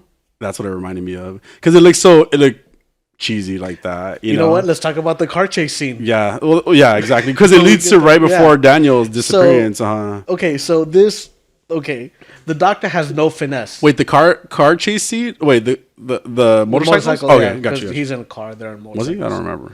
But okay, so the doctor has no finesse, like whatsoever. Mm-hmm. She goes up to him, "Hi, I'm the doctor." Yeah. And then, why did you kill him? Yeah. And like immediately, he's just like, "Wait, what? Yeah. What are you talking about? You're crazy." Yeah. And it's just like, "Oh, and what are those things?" And it's just like, bro. Yeah. Do you not know how to talk to people? Like interview them? Like just. Yeah. Why do you have no finesse? Like, not even make it a conversation. I mean, I get that she was trying to be straight to the point, and this is why we made the jokes about her being kind of a Karen, you know, at the same time, is because like you said, it was just jumping straight to it, you know, about the situation and without even trying to really discover, because now you're just giving away everything that you know. I mean, it sounds like we're better spies than the doctor at this point. You know what else I didn't get? Why the fuck did she just let him leave? Yes. She just asked him all these fucking questions, and then he was like, all right, I'm out of here. You and know? then she's like, okay. Yeah, And okay. then immediately goes after him To chase him. But she waits until he's out of her sight. Yes. In a car. Yeah, so that she could start looking for him. Yes. And it's like he just walked away from Exactly. you. You were not concerned a minute ago, and then now all of a sudden you're like, oh shit, I gotta catch this guy. What did you fuck up there? Yeah. You know, it and was then funny. he pauses to look at her when he's getting in the car. Yeah, it was cheesy. And yeah, luckily there are 3 motorcycles right there waiting for them. Yeah. Did they try to? It was weird. It was weird that they paired Yaz with O, right? I thought it was kind of weird because they even tried to imply almost like a love connection at one point when they were like gambling, and he made the comment about unlucky in dice, lucky in love, or something like that. I don't remember what the Vice comment versa. was, but it seemed like they were gonna like have a connection in that moment, and then obviously not, it's right? because they're both Hindu. I know that's the only thing I could think of. Like it was like okay, so like it just didn't seem appropriate, you know. And then why did she ride the motorcycle with him? You know, I'm just have so many questions about like that chase scene. Well, too. he asked like, "Is this always what it's like with the doctor?" And she, Yeah. It's a slow day. Shut the fuck up. I don't like Yaz. I really don't. They try so hard to make her character strong and but it's bad. It's not done well. Yeah. She's not a good character. Yeah. And Doctor Who has never had a problem writing strong women. Yeah. Like we Yeah. see how much of a badass Most of the Rose companions. is. Yeah. How much of a badass Martha is. Yeah. Like Donna Noble saves the whole fucking universe. Yeah. You have River Song. Yeah, River Song. These amazing women Yeah. are all strong characters. Yes. And like Rose, you see her grow from this 19-year-old girl that works in a shop to this world saver at some point. Yeah. You know, Martha, who starts off as a doctor, like just a regular doctor, ends up walking the earth. Right. Just to save everything, to save reality. Right. Donna Noble becomes the doctor at some point. Yaz has nothing. Yeah. Like she does nothing. Yeah. You really sold that whole thing to me right now, by the way. She is terrible. Like she is a terrible character. She is a terribly written character. Yeah. And the fact that they keep trying to make her a thing, like even Clara throws herself into a timeline and breaks herself into a million pieces. The Impossible Girl. Yeah. Right? Okay. Yeah. To save the Doctor in each one of his lifetimes. Yeah. Like Doctor Who has never had a problem writing strong women. And just she makes me angry because Yaz is not a good character. Yeah. I and have they're to trying agree. so hard to make her into a character. Right. Like right. they're trying so hard to make her good. Yeah, but it goes back to the overstuffing of characters, right? There's just too many characters, right? Yes. You have too many things going on for this show, you know, because you're still trying to make Ryan, you know, be as well, you know, because what does he really do? Ryan Nothing. doesn't really do anything. Nobody does anything. If the Graham doctor, is just the Joker now, you know. if the Doctor didn't show up, nothing would change really. Yeah. Like I saw this thing that said, if you remove Indiana Jones from all of the Indiana Jones movies, nothing changes. Yeah. Because it's like the Nazis still get a hold of the Ark of the Covenant. Yeah. They still open it and then they all die. Yeah. Like you didn't need So Indiana Jones didn't do anything. Crazy. But I mean, but so it goes back to that, right? And actually, you reminded me of the scene earlier in this episode where they're at Daniel. They interviewed Daniel, right? They interviewed Daniel, right? And then they supposedly left. They went back to his office and hid. I mean, they collected data from his computers, actually what right? I was looking at right Yeah, and so you reminded me of this because, like, Daniel returns to his office, and this is kind of when we learn that Daniel has something to do with those creatures, right? Yeah. They pop out of his walls. Wait, but Yaz and Ryan were just in the office. How come the creatures didn't pop up then? You know, like they stole data from his computer. Like, what did he summon them? Like, when no, because He knew they were there. He knew they were there, right? So they popped up. They showed up. Daniel left, right, with his bag, which is why he was there. Then Yaz and Ryan pop up from behind the couch where they were hiding, and the one of the light monsters like, I'm gonna fucking zap you, you know, zaps him. Yaz, I thought died. One can only hope. She did not die. Ryan runs off. Yaz dies. But again, there was kind of a hole in that because like, how come they didn't pop up when they were stealing data like those? And they were just like, oh, girl, let's just watch her. But not collect just the data. Not just that. So she zapped into the set of aliens. Yeah, I said underwater. I don't know. But Yeah. But then like immediately she is then teleported to the doctor. Yeah, was it immediately? Well, yeah. Well, okay. Because by the time Ryan calls the doctor, Yaz is already in front of the doctor. Yeah, that's a good point. Yeah. So it is pretty much immediately. Yeah. Like she didn't even move. Like I think she like spun around a couple times. Like, Yeah. where am I? Oh, look, I'm with the doctor. Yeah. Oh, and then the light thing happened, like where they kind of like something was gonna happen, and then she became the light thing.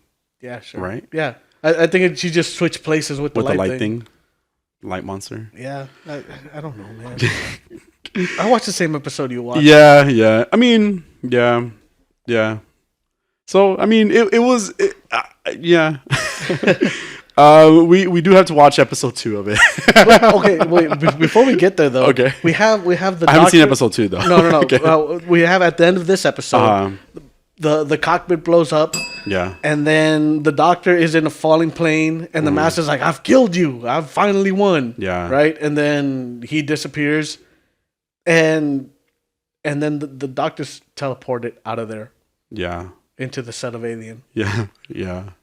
Why? Good question. Because what happened to them? The point is he's trying to kill her. Yeah. But he just teleported her out Yeah. of this crashing plane. That's a good point. That's a good point. Yeah. I like O. I liked O. What was his name again? Sasha Dewan. I like that guy. I get what you're saying, but that's it. That's where it kind of ends, right? They end up in a whole different world, and yeah, he's the one controlling the light guys. Oh, but hold on, not just that. I wasn't done with my. Oh, okay. Sorry. With my car chase thought. Yeah. Oh, okay. Back to your car. Yeah. Back to the car chase. So, okay, they're chasing him, right? And he has his driver trying to evade him, and he's shooting back at him. Yeah. And then they get to the hangar. They're still following him. They stop. Like they get to the hangar. He just drives in and starts having a conversation with the plane supervisor dude person. Okay. Yeah. And they're all just like hiding. he wasn't just being chased. Yeah. Yeah. They pull up right after he does. Yeah, and that was another thing too. Like so, and the reason this scene kind of annoyed me too is because they waited for the whole hangar to close, right? And then she went up to it and like zap, you know, just to open it again. The very next note I have, I really dislike the overuse of the Sonic. She does it so much. I'm like crazy amount of times. You know, it's a little much. It's a lot much to be honest. Yeah. Yeah. And I mean, all the exposition, just the fact that they just sit there and tell you instead of showing you. Yeah, there's a lot of that for sure. There's still a lot of that for sure. Yeah. So I mean, I like that at least they've established a villain in this first episode that seems like he's gonna be there like through most of the season. Mm-hmm. So yeah. I guess we'll see in episode 2 what happens. Well, episode 2 of the season 12. See what happens with the alien things because I don't know yet. But I guess I'll see in the next episode. I'll see too because I don't remember. All right. So now we've arrived at the DoomPatrol, Bite-Size Patrol. Yes. Oh, I didn't even write the title this time. Who am I? Jaime. Who am I? You probably. What if you would have missed it this time too? Jesus Christ. Like you always do. Well, I'm glad I'm on it. Look at you. Wow. Take pictures. Season 2, episode 1. Yes. Yes. What did you think? I mean, I enjoyed it. So just straight up, I enjoyed it. All right, cool. Good talk. The end of our segment. Well, I feel like I can't hear myself. Sorry. I hear you. Okay. So we jump right into it. We learn who the little girl is. Dorothy. Dorothy. And yes. now I guess you got an answer to why she wasn't shown at the end of the first season. Oh, because she has an ape face? Yes. Oh. They could have just showed it, though, right? Yeah, I don't know. Maybe they hadn't cast. Oh, okay. Yeah. Because I did find it kind of weird they did just like, come on, sweetie. Or whatever they did at the end. Anyway, we figured out where Man Bear Pig comes from. Yes. Which is her mind, which is really crazy. And And her imaginary friends, that mirror face lady's creepy as fuck. badass though. I really like that creepy. That's mirror so face. creepy. Yeah, it was, but it was cool. Oh, yeah, it very was really much so. cool. Yeah, especially when she popped out the first time, and you're like, holy fuck, what the Yeah. fuck is that? I'm just like Robot Man. Yep. So wait, so why is she Niles' daughter though? Is it really his daughter? Yeah, like his and The Neanderthal woman. Yeah. Okay. Why wouldn't? Why does she have an ape face? Mom didn't have an ape face. He doesn't have an ape face. I don't know. Okay, so then it's bullshit. It's not like I call bullshit on it on that part. Well, because- maybe I might be wrong, but that makes the most sense though because Man Bear Pig. Oh yeah. Okay. No, but I'm just saying like I went on a tangent in my head a little bit. You want to share with the rest of the class? No, well, what you're saying makes sense. It just doesn't make sense why her face is different because she didn't have a face like that, did she? It might be the fact that she's like in between evolutions, like a Okay. missing link type of thing. Okay. Where she's got just a slightly more evolved than her mom and less evolved than her dad. Oh, that's interesting that you say that. Did she have hair on her face? I think so. Okay, because it was very light hair or like light colored hairs, like a white or gray or like flesh tone. Yeah, Blonde. it did look like Planet of the Apes, A little bit, like the original one, not like these new movies. yeah, because they're CG. Yeah, Okay. So around her face, I couldn't tell if it was just like blonde, like hair, or if it was just like her face was kind of messed up. huh? Well, I mean, she was called ape faced, Yeah, so I guess it was a little bit of both. maybe. Yeah. So we got a really crazy scene with Dorothy in the beginning, right? Like Yes. she was being like Exploited in a circus, and people were treating her like shit, and it turns out that so like they show her and people are like making fun of her. She's crying, like obviously a child, you know. And then that's where we get the vision of Man Bear Pig, which is what we call him because we don't know his real name. So he pops up and he's just like one of the things that's being exploited as well, right? In the circus, they're making them do turns and stuff like that. Yeah. And it was a sad scene, and it was crazy to see Man Bear Pig, you know, like being like just captured and having to do what he says. And it just gets crazy. This scene just gets crazy. The voice that she hears though, just make a wish. Oh. He was so creepy. Yeah, so creepy. I thought it was Man Bear Pig's voice at first because I didn't get it at first, but it was crazy. Yeah. So then a candle appears in her hand. Yeah. She blows it out, and everybody dies. Yes, they get destroyed, and it's Man Bear Pig that kills them, right? Is it though? Because he like when she gets out of the cage, he's down. Yeah, because they had already taken them down. They had all attacked them because he started attacking them. Okay, so I think that's where now that I'm remembering the whole episode now, because you're right, the voice is a separate voice. I thought that was his voice, like, and there was like a psychic link that they had. It's her imaginary friend, Yeah. you know. So I thought it was him, but then you're right. Everybody gets slaughtered. Like we get a headless view. Excuse me. We see the ringleader's head just lying there, which is really crazy. It was really cool. It really was. Yeah. That was Niles, right? The one that like survived? Or was that not Niles? Is it? Because I thought it might have been, but I wasn't sure, Okay. and I didn't rewind. I didn't do it either. So I thought it was Niles, but then so this is where I'm like thinking, okay, like is it really his daughter or is it like his adopted daughter? Like someone he took in. Yeah, like because that's what he does. It has to be his daughter though, because we later on we get that scene with Jane and Robot Man. Like, what did Niles fuck to get that? Oh, okay. And so I did. That was pretty fucked. That was pretty fucked up. That scene, because was it Niles that heard them? Yeah. So Niles heard them in that scene. I was gonna say a horse. Oh, like, yeah, he fucked the horse. I actually had that. We all know he fucked the horse. He fucked that horse. I mean, he's down. You know, like he'll fuck anything. Yeah. You know, he's the anybody. Captain Jack Harkness of this. Oh my god. Tainted forever.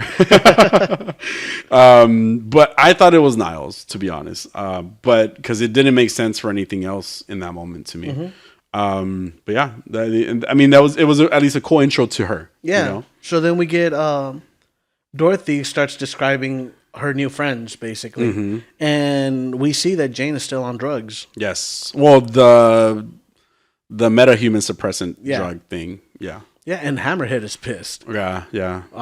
Like usual. Yeah. But she's just like, hey, like, you know, we're here for the little girl. Like, we're here for Kay. Kay, right? Okay. Yes. Yeah, she's like, we're here for Kay. Like, did you forget about her? Yeah. And then she sees that sign, like, what does it say? Something needs to change? Time for a change. Time for a change. Yes. And it seems to be that Dorothy put that sign in her head.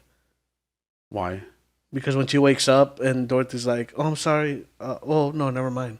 Like, that's kind of what I thought happened. Oh, she took out the needle. Yeah, she pulled the needle out. Yeah, so she tried to save her in that moment. Well, she's just like, it looked like it hurt. Yes, right. So she was, Yeah. she thought she was helping Jane, but really Jane was dosing up on some drugs. But it does say time for a change, and somebody did it because nobody seemed to really know or didn't tell her at least who did it. And so there's still that question about like what's gonna happen. Where she's all junked out too, you know, like Jane. She looked it like when they showed her for the first time. I was like, man, she looks like really fucked. You know, like I wonder. I just thought I didn't know that that's what they were going for. I thought she had just dropped it, and obviously because it turns out that in a miniature world, I didn't think that she had access to it still. She had it in her pocket the whole time, I guess. Yeah, because Dorothy, when she mentions Jane, she was like, she doesn't do much of anything anymore. Yeah, exactly. And you're right. They talk about all of them. They talk about Robot Man, you know, and the way he's always yelling too, right? Which he is. He's in a rage for everything that he's gone on in his life. We get a view of Rita as well, and her trying to control her powers, which was pretty cool. Like it was like an extension of her fingers. It wasn't her whole, you know, it wasn't her reaching per se. It was just her fingers. But you can tell that she's getting to that point where now she's like learning more about herself. And I really like Rita. I like Rita too. Yeah, I can't wait to see what she becomes in the show. Yeah, but like you mentioned, we get a pullback of the camera and we see that they're all still tiny. Yeah. From having escaped Ezekiel in the last episode. Ezekiel, yeah. Yeah, so they're all still tiny and they're trying to figure out how to get big again. Yeah. Yeah. And Larry then gets a flashback. Yes, of his kid and mom. Or wife. Well, I meant mom as in the kid's wife. Kid's mom. Kid's mom. The kid's wife. You fucked me up. That's why. Okay, Oedipus. The kid's wife. All right, but yeah, we get that flashback. But what was the point of that flashback? Well, I guess it's just to. I mean, I'm not sure because then later on he gets when he does a negative release. Yeah. That's cheesy, but okay. I mean, it's part of the show. He just turns around and just gives him another view. I don't think it's a flashback. No. It's just a view of his son. Yes. Like now he's an older man. Right. He's like 60 years old. Yeah. So in the initial scene that he saw, it was like his kid and they were just together like as a family and I guess his kid had built an airplane and so it was just like kind of that connection back to his family. And you're right, like later on, But Larry was a dick. He's just like, oh, you built it wrong. Let me show you how to do it right. Yeah. And the wife's like, well, why you got to be like that? Yeah. Like he's trying to do something nice for you. Why do you have to, you know? Right. And he's just like, I'm teaching him how to do it right. Yeah. Instead of just being thankful for his son's affection, I guess. Yeah, or like admiration. Admiration is Yeah. the word. Because it was like because even when he jumped out of that, like he was like out of that vision, he was like, why did you like I've already dealt with that, is what he said. Yeah. Which apparently he hadn't, you know. But and then Negative goes and later on shows him his son, or was it instantly? I don't remember. But No, it was later on. It was later on. So he shows him his son in being 60 years old, took a bunch of drugs. And him saying in that moment, hey, like, I'm just trying to make you proud, you know, like the whole time I've been trying to make you proud. Now being 60 years old, as opposed to like what he was like 10, 11 years old when this initially happened. And so it was just kind of like that is basically what later on Larry reads an article saying that, yeah, he had The obituary? There you go. Was that what it was? I thought it was just an article. I think it was an obituary. Cool. One of those things. Yeah. And that was just kind of, there wasn't like a lot of Larry in this, right? No. At first they show Larry trying to, well, he's playing mom. Yeah. To everybody, he's 'cause a cooking the giant. little pancakes. Yeah. I wanted giant pancakes. They look good. I've been trying to eat better and pancakes is not in that.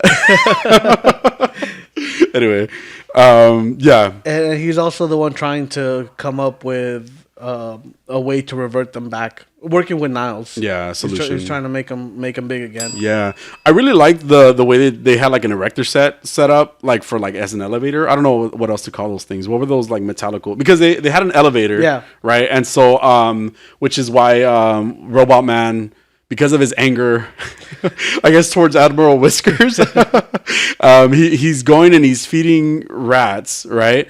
But when he feeds the rats, he doesn't he doesn't feed them at all. He actually ends up kicking a rat's them. ass. Well, not initially. Yeah. Not initially. He's not killing them. He's just like, Well, I think he is, because later on, when Dorothy takes the cheese, yeah.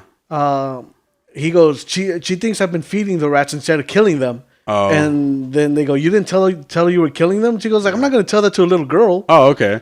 I didn't think he was killing them. I just thought he was just fighting them, knocking them out, and then that was it. Because we didn't see him. We didn't see a real hint, I would say, at him killing them. Yeah. Until he actually wore like the headdress. The headdress. Yeah. The whole like it was like a fursuit of a rat dead. Because he says, I don't have time to play with the little freak when he's talking about Miles' daughter, Dorothy, and he's like, oh, if you have a hole to fill, like fill it with something else. Yeah. And he comes out with that headdress. He's just like, hole filled. Yeah. Asshole. Yeah. Crazy. Poor Admiral Whiskers. All of them. Yeah. We get the return of Wallaby. Wallaby. Yes. I thought his name was Willoughby. Maybe. Constantine, yes, is back. He's back. Man, he's always Crowley to me. Yeah, and right, and I did think that the way they summon him was pretty cool though. Yeah, like Niles gets ukulele, cuts himself. Right, and then puts the blood inside of the ukulele. I thought he was gonna summon somebody new. I'm like, oh shit, he's a real witch. There was a mention of a witch earlier, and so this is why. So is he considered like, I guess, a warlock or a witch himself, Niles? Niles, I don't think so. Because if he can summon Willoughby by what he did, so he cuts himself, puts his blood into the ukulele. He pulls out an umbrella, and this shit is crazy. He starts singing, which cool. I really enjoyed that. I enjoy crazy shit like that, you know. I enjoyed the song. I enjoyed Niall singing. I enjoyed the ukulele playing music on its own. It was really cool because the ukulele had a face too, like in the shape of like in the ukulele's main portion, the round part. It had a face, so it was cool kind of seeing like it play by itself. I thought it was gonna like get up in the air and start playing itself that way some more. And then that's when we get Willoughby shows up. Yes. And he just wants stuff. Yeah, but he tells him, he's like, I can't do this. Like, I'm gonna have to get help. And he's like, I don't want to ask whoever they were talking about. He's like, I don't want to ask this person for help. Yeah. I think they're talking about nobody. No, Were they? I feel like it was implied that they were talking about nobody, but I'm only saying that because nobody still kind of lingers. Yeah. Like he's in a portrait. It's just him and Beard Hunter. Pube soccer. Pube stalker. Pube stalker. It's just them two in the picture, and it kind of like you see it still. You saw it in the beginning. You saw it in the end as well. Yeah. But to me, I thought that's what was implied. But then again, maybe it's something bigger now. Because we also still have Dorothy and that voice that you're hearing. So maybe a tie there. I don't know. I'm just thinking ahead. Now we have Rita approaches Vic about helping her control her powers. Yes. And he asks her, like, are you trying to be a superhero? Yeah. And she's just like, well, kind of, but no, but, I just want to be able to, and all this stuff. He's just like, you're never going to cut it. Yeah. And we see her kind of, like, start falling apart. apart. Yeah. And he's like, all right, now try to do your superhero thing. Yeah. And he's like, now figure out how to do it without being insulted. Yeah. I enjoyed that scene, too. Because I'm just so excited for Rita. Like, I'm just excited to see, like, the superhero that she becomes, So, yeah. Let's see. Danny's still a brick. Yes. And it says Danny. What does it say on the brick? It says something. Danny's something co. Yeah, brick company. Yeah. Because they're not obviously a whole street now. Do you think that He's they're gonna miniaturized?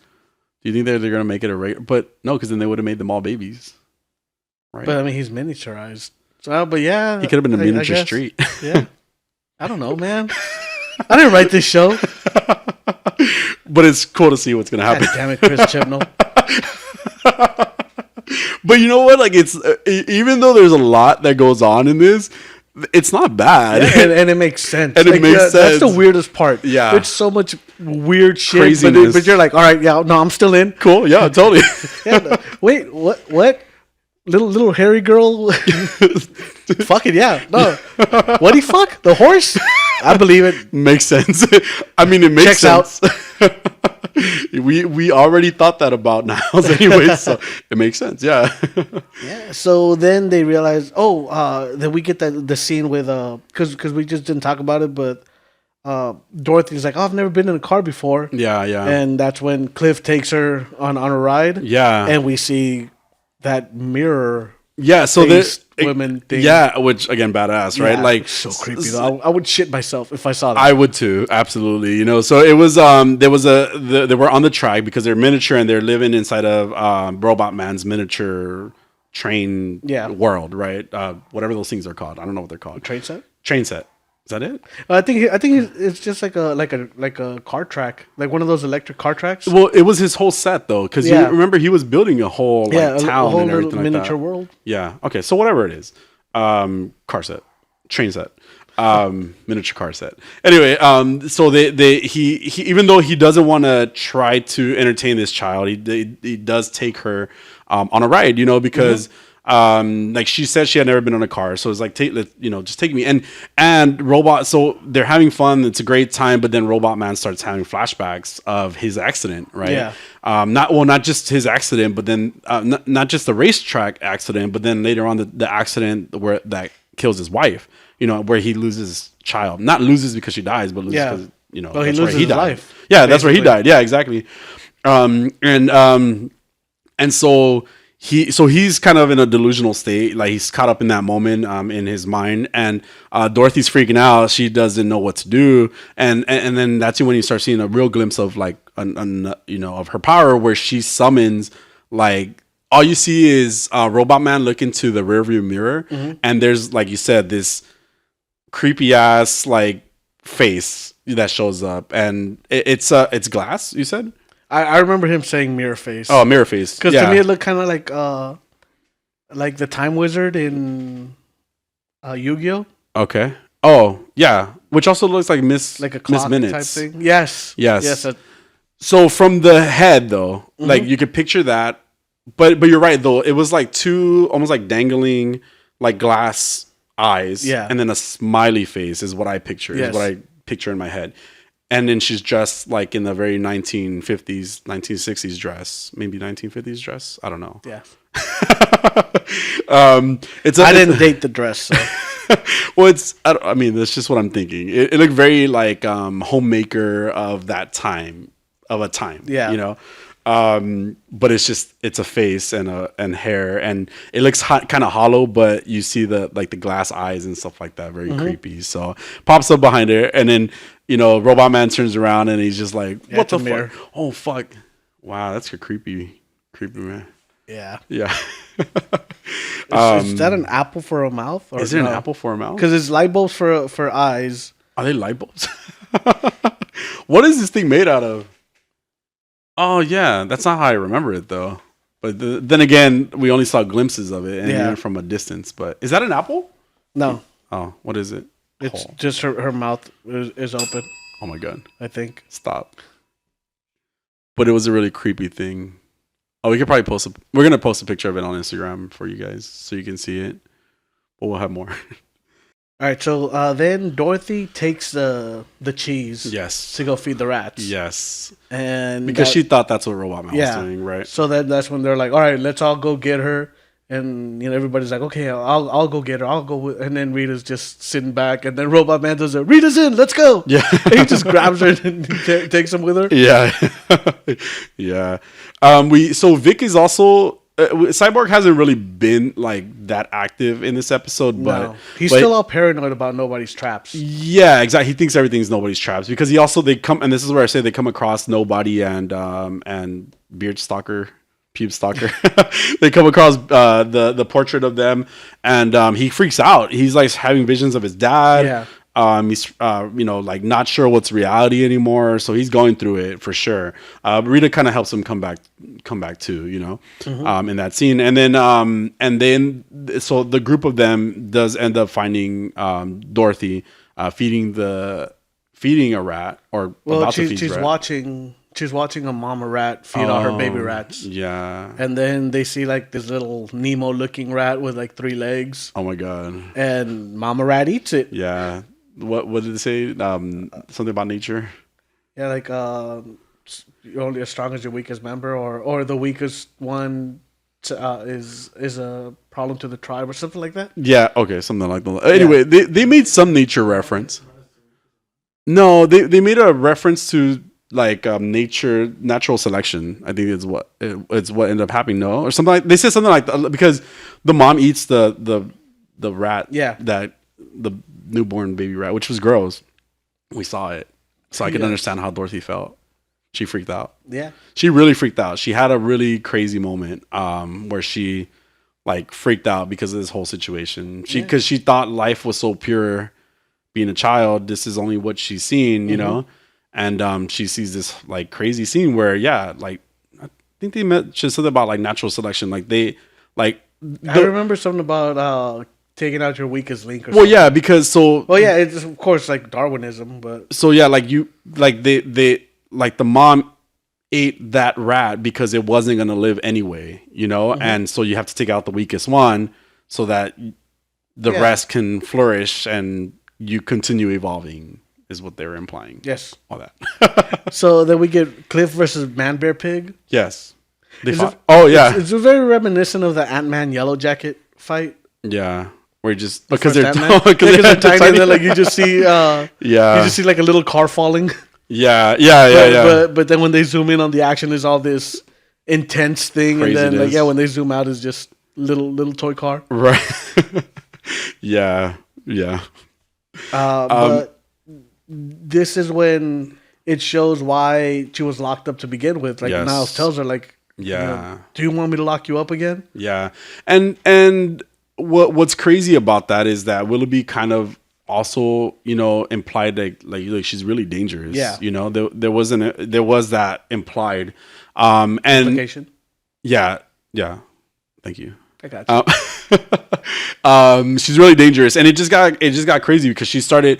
So she started like summoning her imaginary friends. Yeah. First Man Bear Pig, then mirror woman thing. I don't know what to call her. Then a giant spider thing, which I thought was the voice. Yeah. But then it turns out that there's still something worse hiding in like just some tunnel that we've seen, so far. So it got really crazy in that moment. And you're right. That's when he yelled at her and was like, stop doing this, or I'm gonna put you, lock you away. Yeah. It was a crazy scene. I want to see the imaginary friends. Yeah. Because they were crazy. They're crazy. I mean, Dolly, which is what we think she was called, was just creepy. And then the spider thing. And I think the reason I thought it was a spider thing was because of, not Spider-Man, excuse me, because of, I was going to say Spider-Man, because of Harry Potter. Spider-Man. I know. And then I corrected myself because I thought I said it anyway. Okay, shut up, Jose. Fuck. We're just going to move forward, okay? It reminded me of Harry Potter because there was a talking spider in Harry Potter. So that's why I thought that's what it was.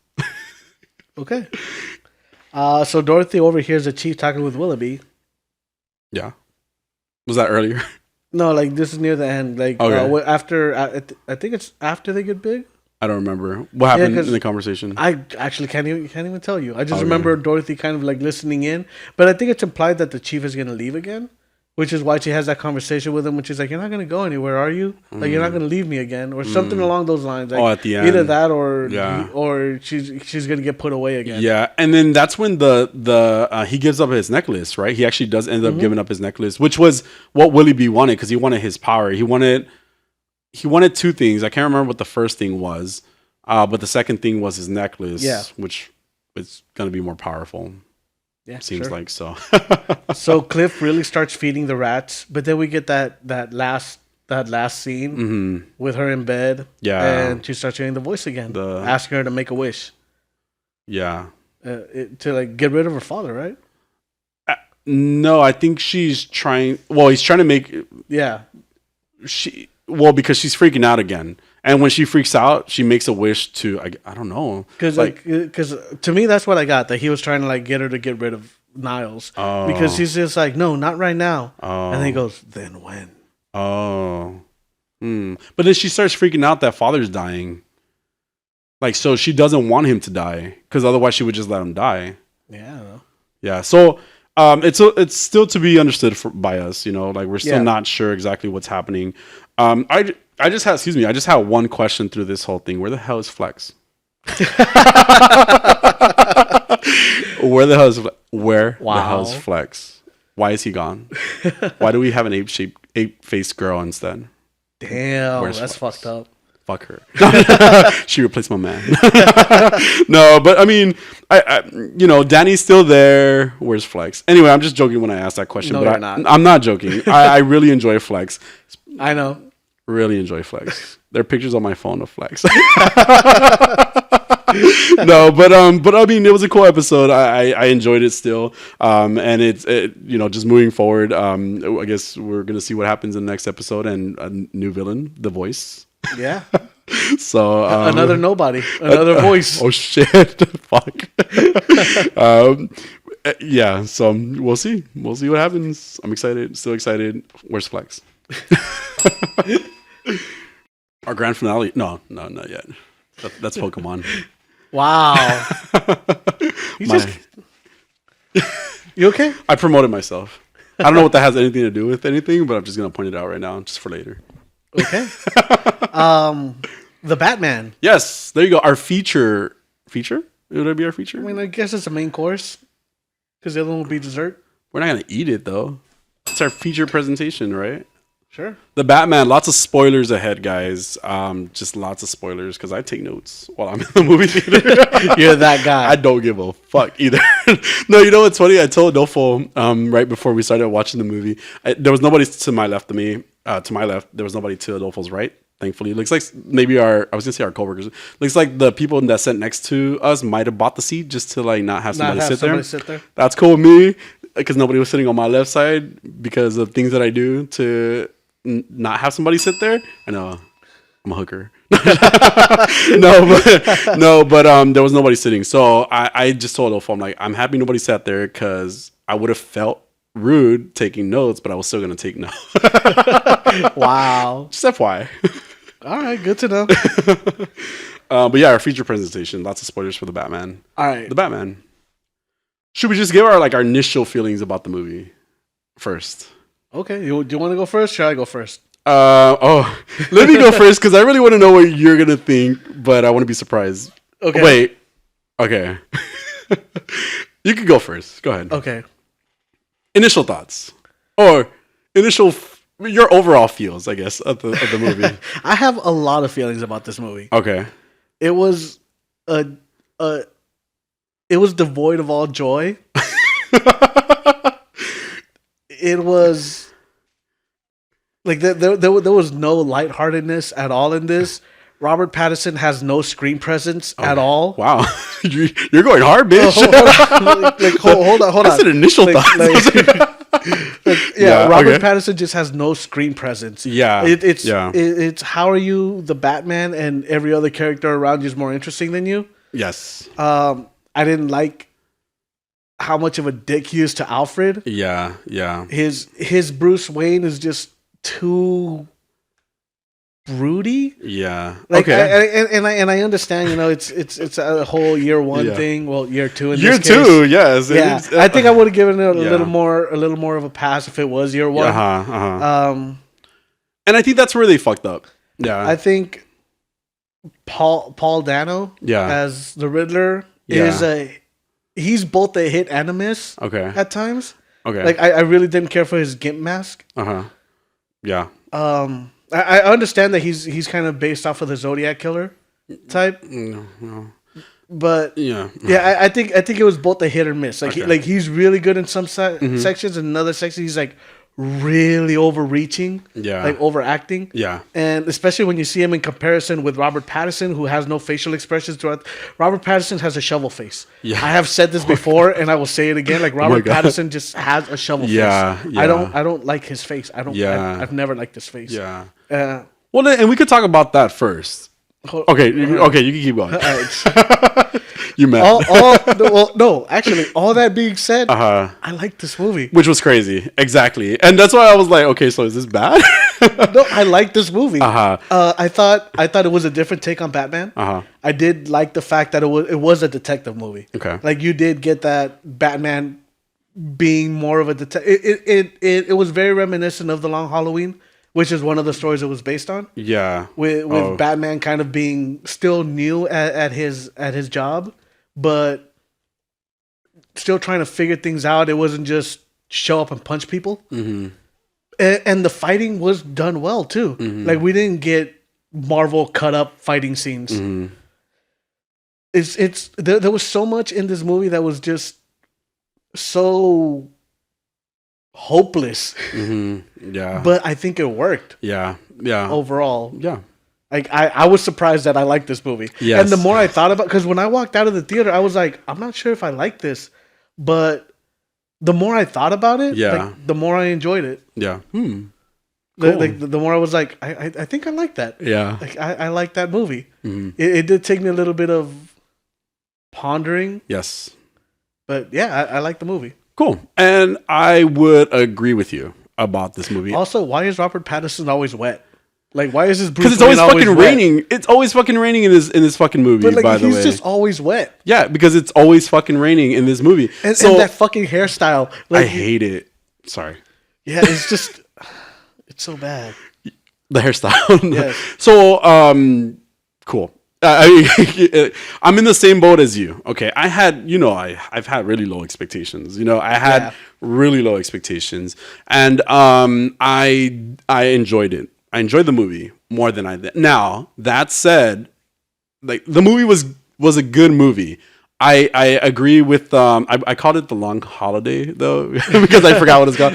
But you're right. It was. I mean, it's not wrong. Yeah. So it was a story. It was a story. Now, okay. So it was a story. It was kind of like that same story because even remember we had the question after we saw that one. Wait, was Selena related to Anyway, I enjoyed the movie.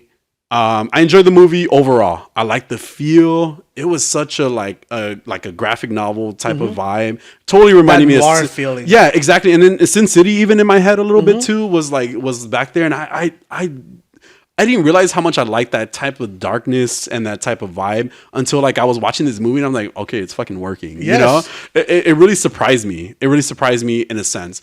Now, I have to completely agree with you with Robert Pattinson's. I really like that batsuit though. It was a cool batsuit. I really like the batsuit. It was a cool batsuit. Hate the fact that it's bulletproof. Made no fucking sense. That made no, like, it's like he was just wearing, what is it called? Kevlar all over. Yeah, That's Kevlar. Teflon is for pants.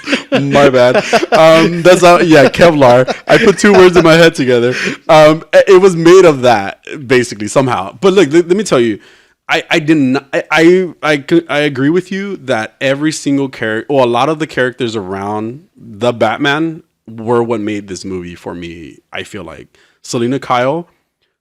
Like I really enjoyed.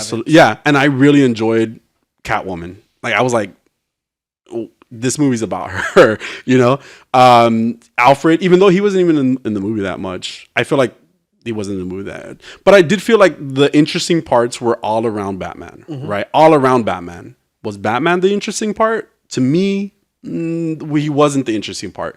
The feel of the movie, the characters around Batman, the villain up until the last hour was really interesting for me, but we'll go into that, you know? So I did enjoy it though. I liked it. Like it was a good movie, all things considered. Yeah. You know, it was a good movie. Yeah, like I said, the more I thought about it, the more I enjoyed it. Yeah. So like when we go back and look at the progression of Batman through this movie, because there is progression. Okay. Like in the beginning, you know, the citizens are still afraid of him as well. Yeah. So he shows up and he beats up that clown. That The clown Jokers. gang? Yeah. The Jokers. I mean, that's what I was like. They seemed like the Jokers to me, just in my head. And that's the kid that plays Tim Tim Drake. Drake. Yeah. What was the whole point of that, by the way? Okay. I don't know. He's gonna be Robin at some point. Who knows? But is he Tim Drake? I don't know. Like I have no idea. I'm just talking out my ass. No, but he played the he plays Tim the Drake in character. Titans. Yeah. Okay, so he beats him up, and then he's standing there, you know, with that other guy, with the victim, and the victim's just like, "Oh, please don't hurt me," you know, which kind of does tell you that they don't see Batman as a hero at this point. Yeah. That Batman is still kind of a. I mean, they just refer to him as a vigilante. So can we say though that maybe this movie was a good sequel?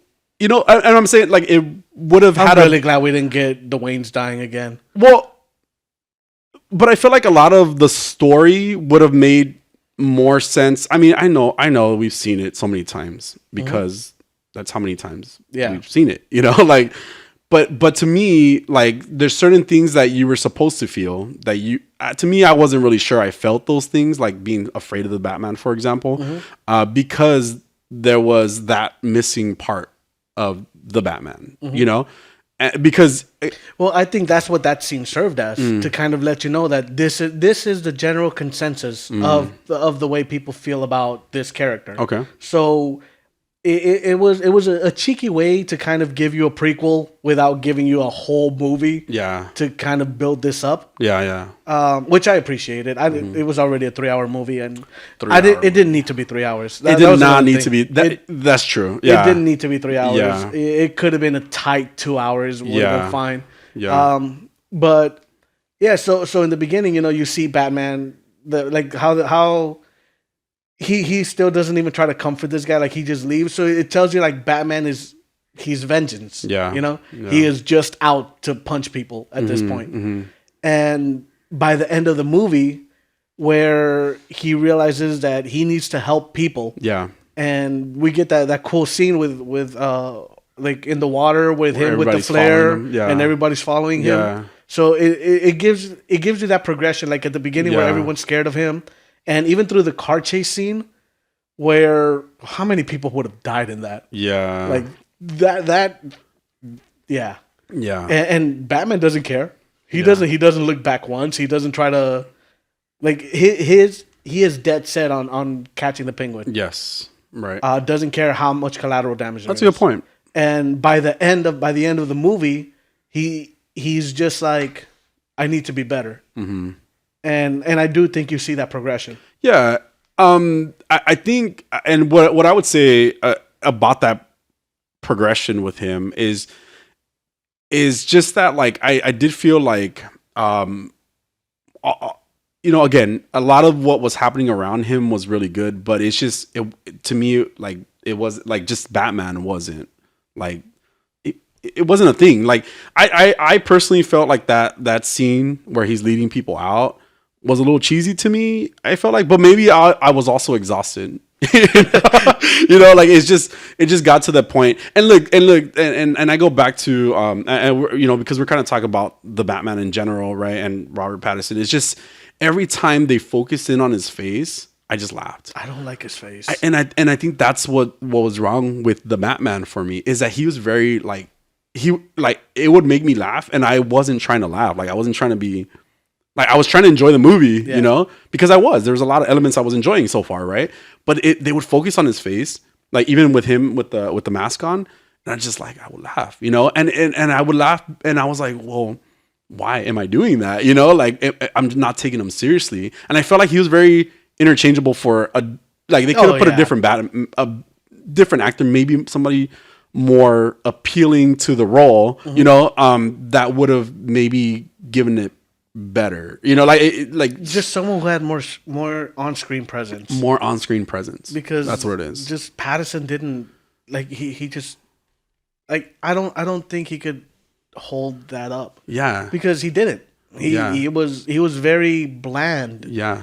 And for Batman, that's kind of sad to say when every other character is a little more interesting. There has to be some likability, even though you're being a dark character. There has to be something that draws you in, and the Batman was not drawing me in. The Batman himself, was not drawing me in to the Batman. Yeah, because I feel like, this is technically an origin, so maybe in the next movie we're gonna get that billionaire playboy type personality. But can you see him playing that too?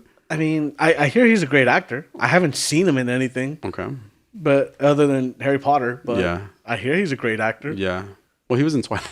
I didn't watch Twilight though. But he stares. He stares so much. Yeah. Like him staring at that little kid was just creepy. Yeah. Yeah. But yeah, he stares. It just. And they would focus on that. Yeah, and they would focus on his face staring. And that's why I would laugh. And like, even like as Batman, as Bruce Wayne, he's just looking at you. Yeah. And it's not menacing. It's creepy. It's unsettling. And did we really get like a Bruce Wayne from him? Like I'm thinking, because a lot of the time we saw him was as the Batman, right? Yeah.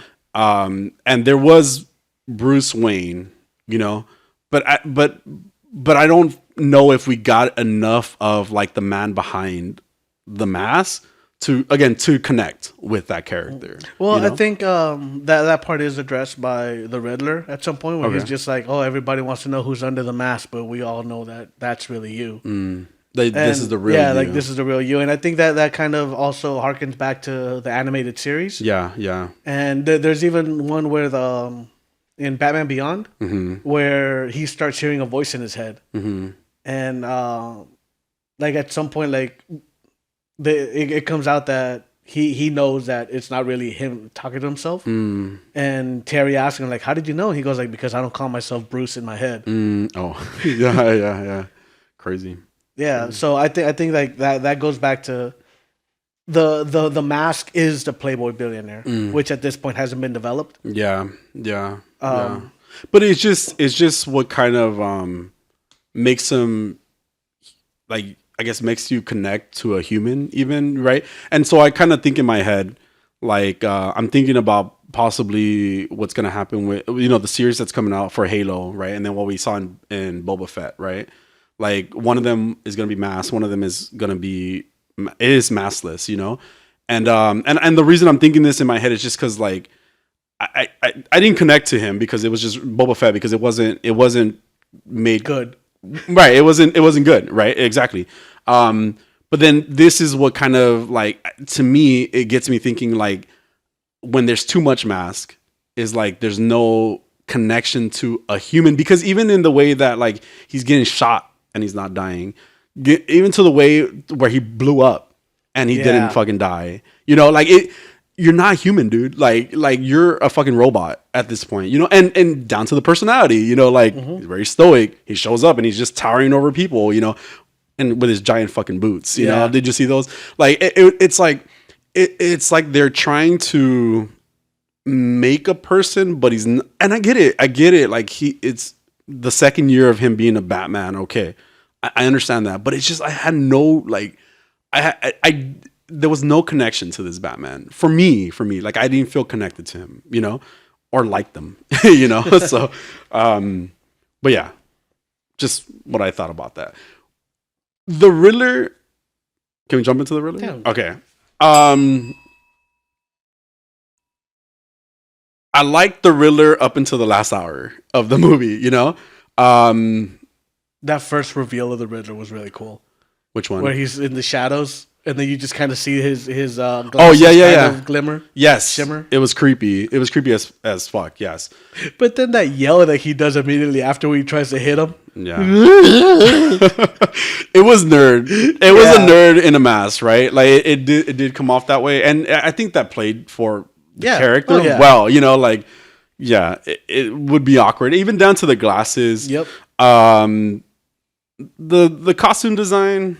I mean, I don't know. I didn't like the Gimp mask. I didn't either, and this is why I think we talked about it in the past before too. It just it didn't have to be like the Riddler, like in a green hat, and you know, it didn't have to be that. But I also this one wasn't like a good design for like the character. It was, and also he was a Jigsaw character, or like the Zodiac killer character. He was that, you know.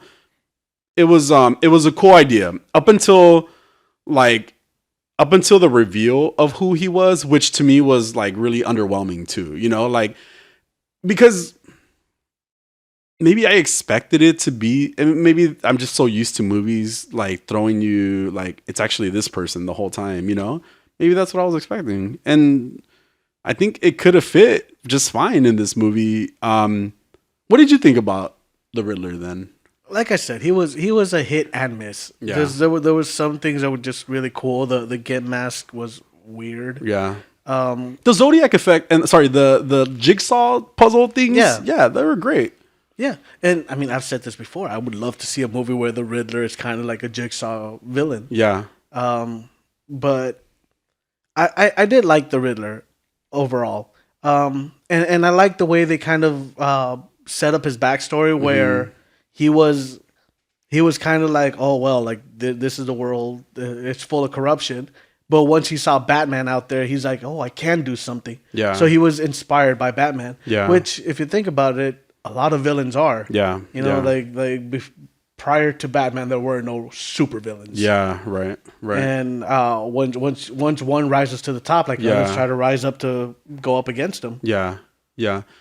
I think that the trouble that I had with it too was that it was just like a separate, like there was no connecting to him too. Like, you know, they tell you about the orphanage story. Yeah. You know, they tell you about who he is, you know, like why he decided. Well, that's why you had to read The Batman, the novel.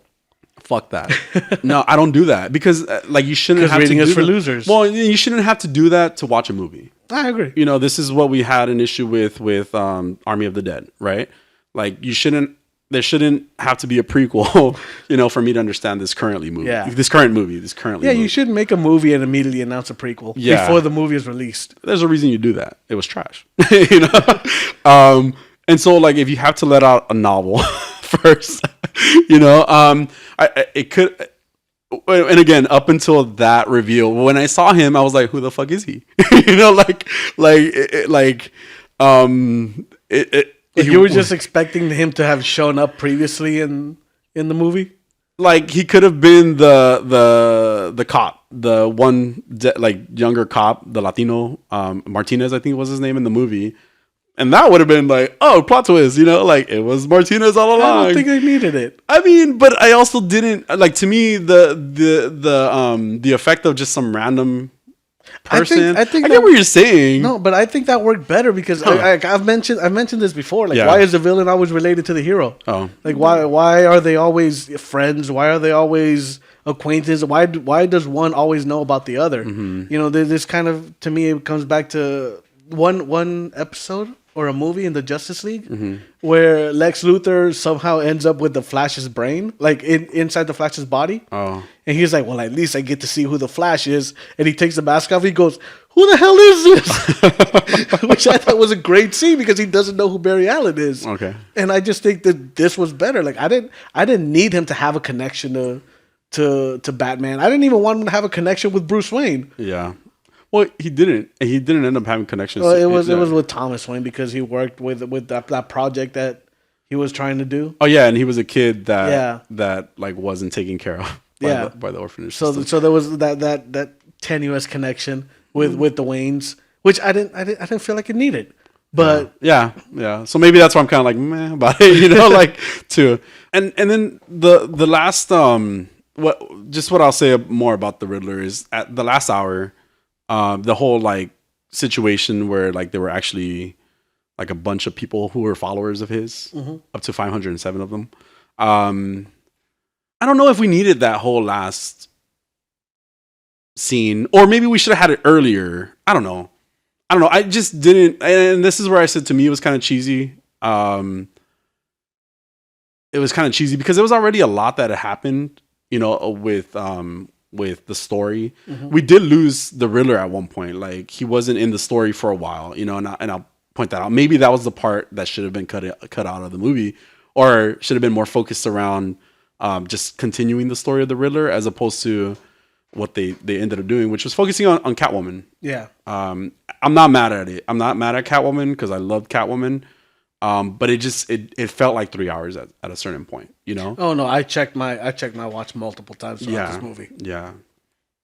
So it just went on in the end for me, but because of what I had already gone through, like up until the point where they caught the Riddler, like at that point I was like, oh cool, it's over. It still had an hour left. Right? No, like I think I remember that, or maybe like 30 minutes or something like that. Yeah, because I feel like it was. All of the followers were definitely a culmination of everything. Yeah.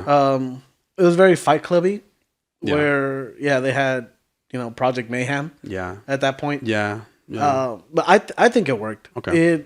It gave everybody a sense of, safety. Like everybody's like, oh, they caught the psychopath. We're all safe now. Yeah. But true to the Riddler, he had the bomb set up, and he was in a place where he wouldn't be affected by the flood as well. So when he has all his followers, just little militia. Yeah.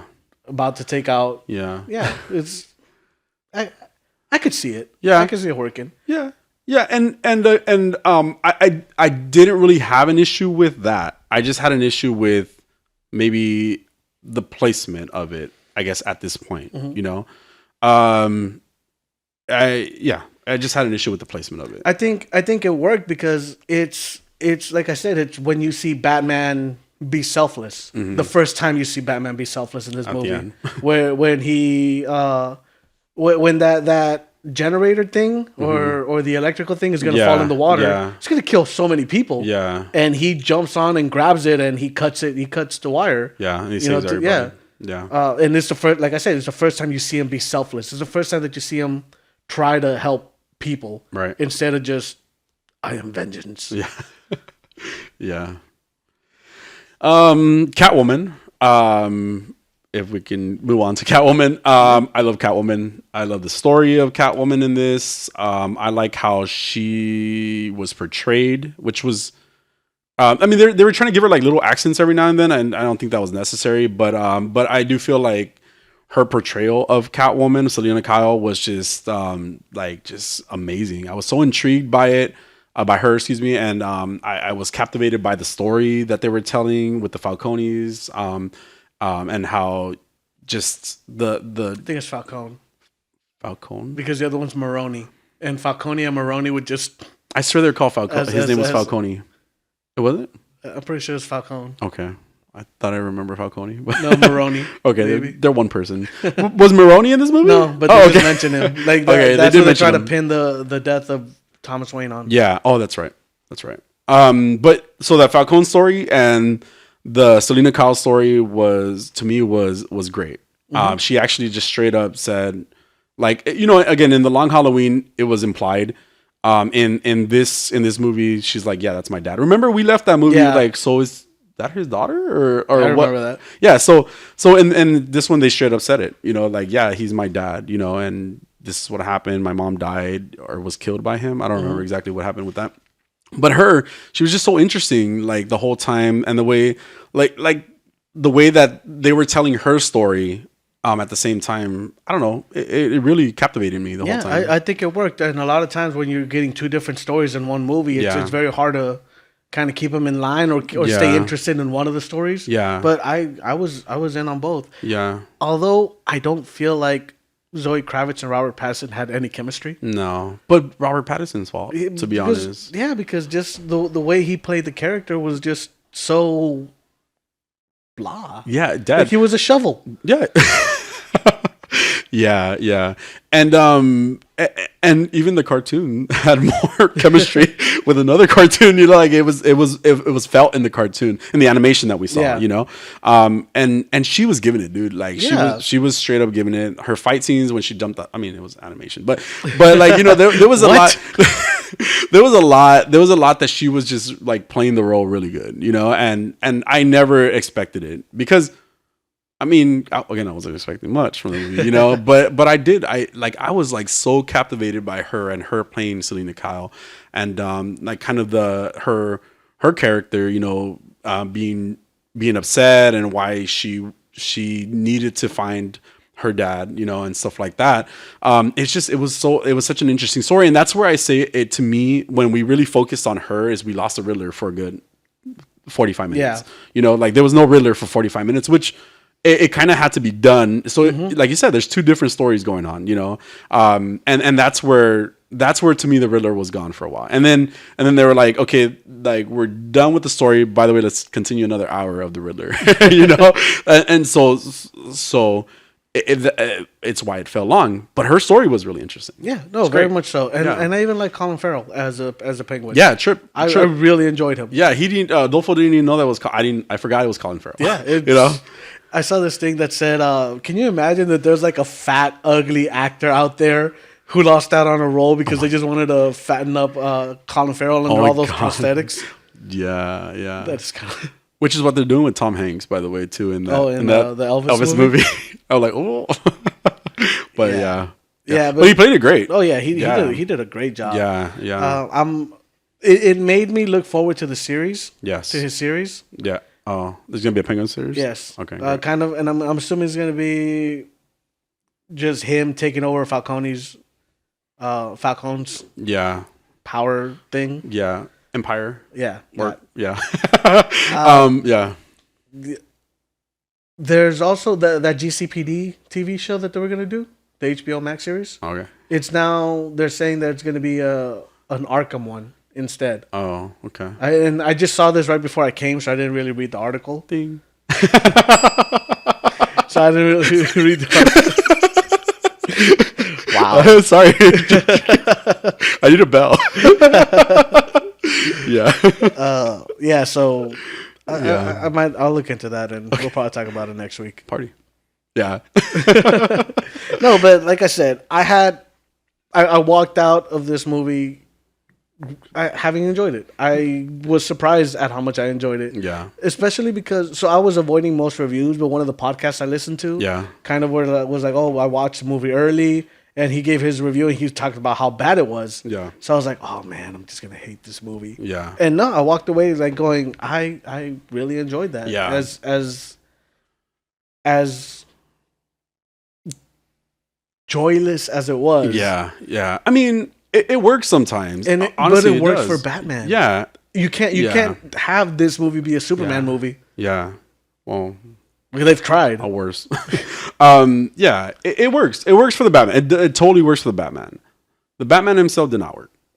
Just him in general did not work for me. And like we said, there were some, and again, his lack of death, his lack of dying in the movie just didn't make sense a lot of times. Even conveniently to like certain scenes in the movie where we talked about the a little bit of the penguin chase, like when he was chasing the penguin. Yeah. And somehow a ramp just perfectly placed itself. Like that was so unbelievable. Like not even unbelievable in a good way, but unbelievable like in like how that makes no Your sense. suspension of disbelief just went away. Yeah, it was just like, dude, like you could have at least like the truck kept sliding across the screen and left you fire trail because Yeah, that's what trucks do.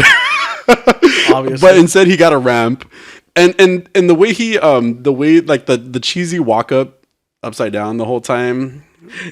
But even then, they should have cut that scene at the walk, like when he walks up to the car, because then you see him bend over, like kind of peek in. Peekaboo. That's literally what I wrote. Peekaboo. Like it was cheesy, and I laughed. Yeah, I laughed. It wasn't not like lighthearted, but it was like that part where like for me, them leaving that scene, it was just like, do you know why I pulled you over? It would have been funny. I mean, but made no sense. But I mean, it was cheesy. You're right. It could have stopped minutes earlier. Yeah. I mean, the only funny part I could think of in the movie is them leaving the penguin cuffed. And And but even then, it's like he just killed a bunch of people on the highway, man. You guys just gonna let him go like that? Yeah. Oh, can we talk about Gordon too? By the way, Yeah. I really love Gordon. Jeffrey Wright was amazing. A great Gordon. Like, yeah. I mean, but I don't doubt it from him. He's a great actor in general, and I feel like he's not really highlighted as well as he should be all the time because he has a great presence. He's another person. Unlike other people, and that's what I was gonna say. He's another person that really made this movie. Was Jeffrey Wright. Like as Gordon, James Gordon, whatever. same name. I know. Well, you could say that, but some people are named Jim. Okay. So no. But anyway, All right, Jaime. my name is Jaime. That is really my name. Thank you. But he great. Like I loved him in this movie. I loved his connection with the Batman. In the sense of like, I feel like it was a movie about him. It was like those movies that always have like different. Like they tell you small stories about, and they just all come together. Mm-hmm. Like it was like that, and Batman was just like the tying, the thing to tie everything together. It was like Selena, it was the Riddler, it was Jim, and You guys are on they the made first the name story. basis now? Yeah, that's my buddy. But no, he was great. I really enjoyed him as a character. Even Alfred, who wasn't even in the movie I that like much. Andy Serkis a lot. Yeah. I didn't even know he was going to be Alfred until like the last trailer. I remember. Yeah, you said that. Yeah, I don't feel like I feel like they didn't give him enough to do, and then that whole fake out Alfred dying scene, Yeah. I wasn't a fan of. That happened a lot too, where like you thought people died and then they really didn't die. Like even at the end with the mayor, or Oh yeah, she because just became- the mayor gets shot. Yeah, it happened. It happened with Alfred like a few hours ago. Yeah, you're not wrong. No, I'm not. No, but I mean, and that's just one other thing I'll add about like Alfred being the father figure in this. It just it's there. And then You we know get it's the, there. You're not my dad. Yeah, again, it's there. It's already maybe I just expect too much. I expect whole fucking origin stories over and over. Glad and over. we didn't get that. No, I'm really glad we didn't get that. so, and I'll just okay, yeah. I mean, I enjoyed him for his own little story too. So he's an attractive man, though. Yeah. I'm totally down. So yeah, Alfred. What else do you want to add? I mean, you're the one with all the notes. Well, I mean, we could get to the end in the jail cell. Yeah. Oh yeah. Joker. Yeah, Barry Keoghan. Who's that? Or wait, it's not Barry. I just keep thinking Barry because he looks like Ezra Miller. Is it? It's Druid. Oh, was that him? Yes. I'm like that voice sounded really familiar. Cool. I mean, but it's the Joker again, and I get it. It's gonna be. Oh wait, so it was that thing that they supposedly said wasn't really gonna be. It is Barry Keoghan. Keoghan. Yes. I knew the voice sounded really familiar. I thought it was Jared Leto for a minute, so I was kind of like, but cool. I mean, but it's the Joker. I mean, okay, so and this is. Sorry, No, don't mean to go jump ahead. into it. It's just that it's a Batman story, Mm-hmm. It's a I Batman guess story. you can't have a Batman story without the Joker. It's always a Batman story. I mean, like, I'm just saying, like, I and as good a movie as it was, it was good, you know, like, because at least there was some relation to like the Long Halloween, you know. Yeah. I don't know if we need another Joker, but I mean, do we need another Batman? You know, like, so, you know, that's it. You know, that's really what I have to say about it. You know, it was good. It was good, but it's been done. I mean, it's been a lot of Batman. Yeah. Yeah. I mean, I'm in. I like Barry Keoghan. I enjoyed him as Druig. I'm looking forward to see what he would do with the character. Cool. He looked deformed, kind of, in like the little bit we could see. Yeah. Which made me think of when the Joker cuts his face off in the comics. Okay. Just to prove that he's the same person under the under the face than he is. Like, it's not a mask. Mm-hmm. But yeah, like, it looks like burnt and just disfigured. Yeah. Yeah. I'm looking at Druig, but I'm also just thinking about like the possibilities of Joker again. Yeah. So I mean, we'll see what happens. Cool. When the sequel comes out. But overall, yeah, it was a good movie. I wasn't mad. It was long. It was very long. It was very long. It could have been cut down a little bit for me, and still had the same effect. There's some, you know, again, certain things that were overextended. The stories were great. Robert Battison, not so much, in my opinion. Yeah. But a lot of it was good. Yeah. I enjoyed this movie. I would totally watch it again at home where I could pause and take a break. Yeah. Intermission. So what would you say? Did it hit your G spot? I mean, I came. So it did. Surprisingly, it did it for me. Yeah, surprisingly, I agree with that. Surprisingly, it did do it for me too. It totally did. Yeah. Again, next time. I mean, I feel like we got to get to know each other better for it to be a better fit. But yeah, better fit. This was a good night stand. Yeah, one night stand. Like, it might happen again. Yeah. You know, like you said, maybe at home as opposed to in like a restroom stall somewhere. Just kidding. I don't do that stuff. But yeah, overall, it was good. It was good. I enjoyed it. Yeah. Just one last thing. So, but if Robert Battison went away, like, it would be fine, right? Yeah. Okay. This was another one of the movies where you could have taken out the main character and it would have changed things. And as for like the DCEU, like, to me, this like doesn't fit into any part of the DCEU. Just my opinion. Mm-hmm. It doesn't seem like they would use him in like let's say if they brought Superman in. And like if they did the Fantastical not the Avengers. Elements. What are they called? Justice League. The Justice League. Yeah, I'm like, kept thinking the Avengers. If they brought in Peacemaker to talk to Batman. Like, you couldn't do that with this. Yeah. This is like, to me, it's a standalone series, separate. You know, like somewhere else. Do you get what I'm saying? Yeah. Well, yeah, it's a different Earth, I'm assuming. Yeah. So it wouldn't tie into like the Avengers, the Justice League. Like, he wouldn't be the new Batman, is what I'm saying, in the Justice League. I mean, not in the current iteration that it's at. Okay. Maybe after we get Flashpoint movie. Yeah. Okay. Yeah. I don't know, man. Yeah. You know what I'm saying? Like, it just reminds me of that Joker spin-off movie. This is just like a Batman spin-off movie when he should just be part of the DCEU. But that's it. That's just the last. That's just the last thing I would add about it. You know, it's just meh about the Justice League. All right. All right, Jaime. So take us home and open up your Pokedex. Yes, just for you. Who's that Pokemon? Okay. It's so weird because the tone of that movie was just kind of so, you know. Yeah. It was that tone. And this is going to give us whiplash. By the way, Pokemon. Jose, I have promoted myself to a Pokemon professor, just FYI. Oh, excuse the fuck out of me. Yeah, check yourself. No, but I'm just Joking, but no, for real. No, but we the kind of the extended news that I wanted to talk about was just something I posted on Instagram earlier this week. I think is when it happened. I don't remember when it happened, but we got the initial reveals of Generation 9. Did you see that post that I posted on? Are you sure?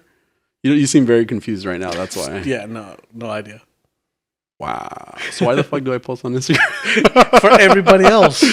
I like to be surprised when I show up. Jose, you like this, and it's upsetting me that you didn't actually see what you liked. I don't really know if you liked it or not. I'm just assuming. But I was like, did I? Might have. I think you did.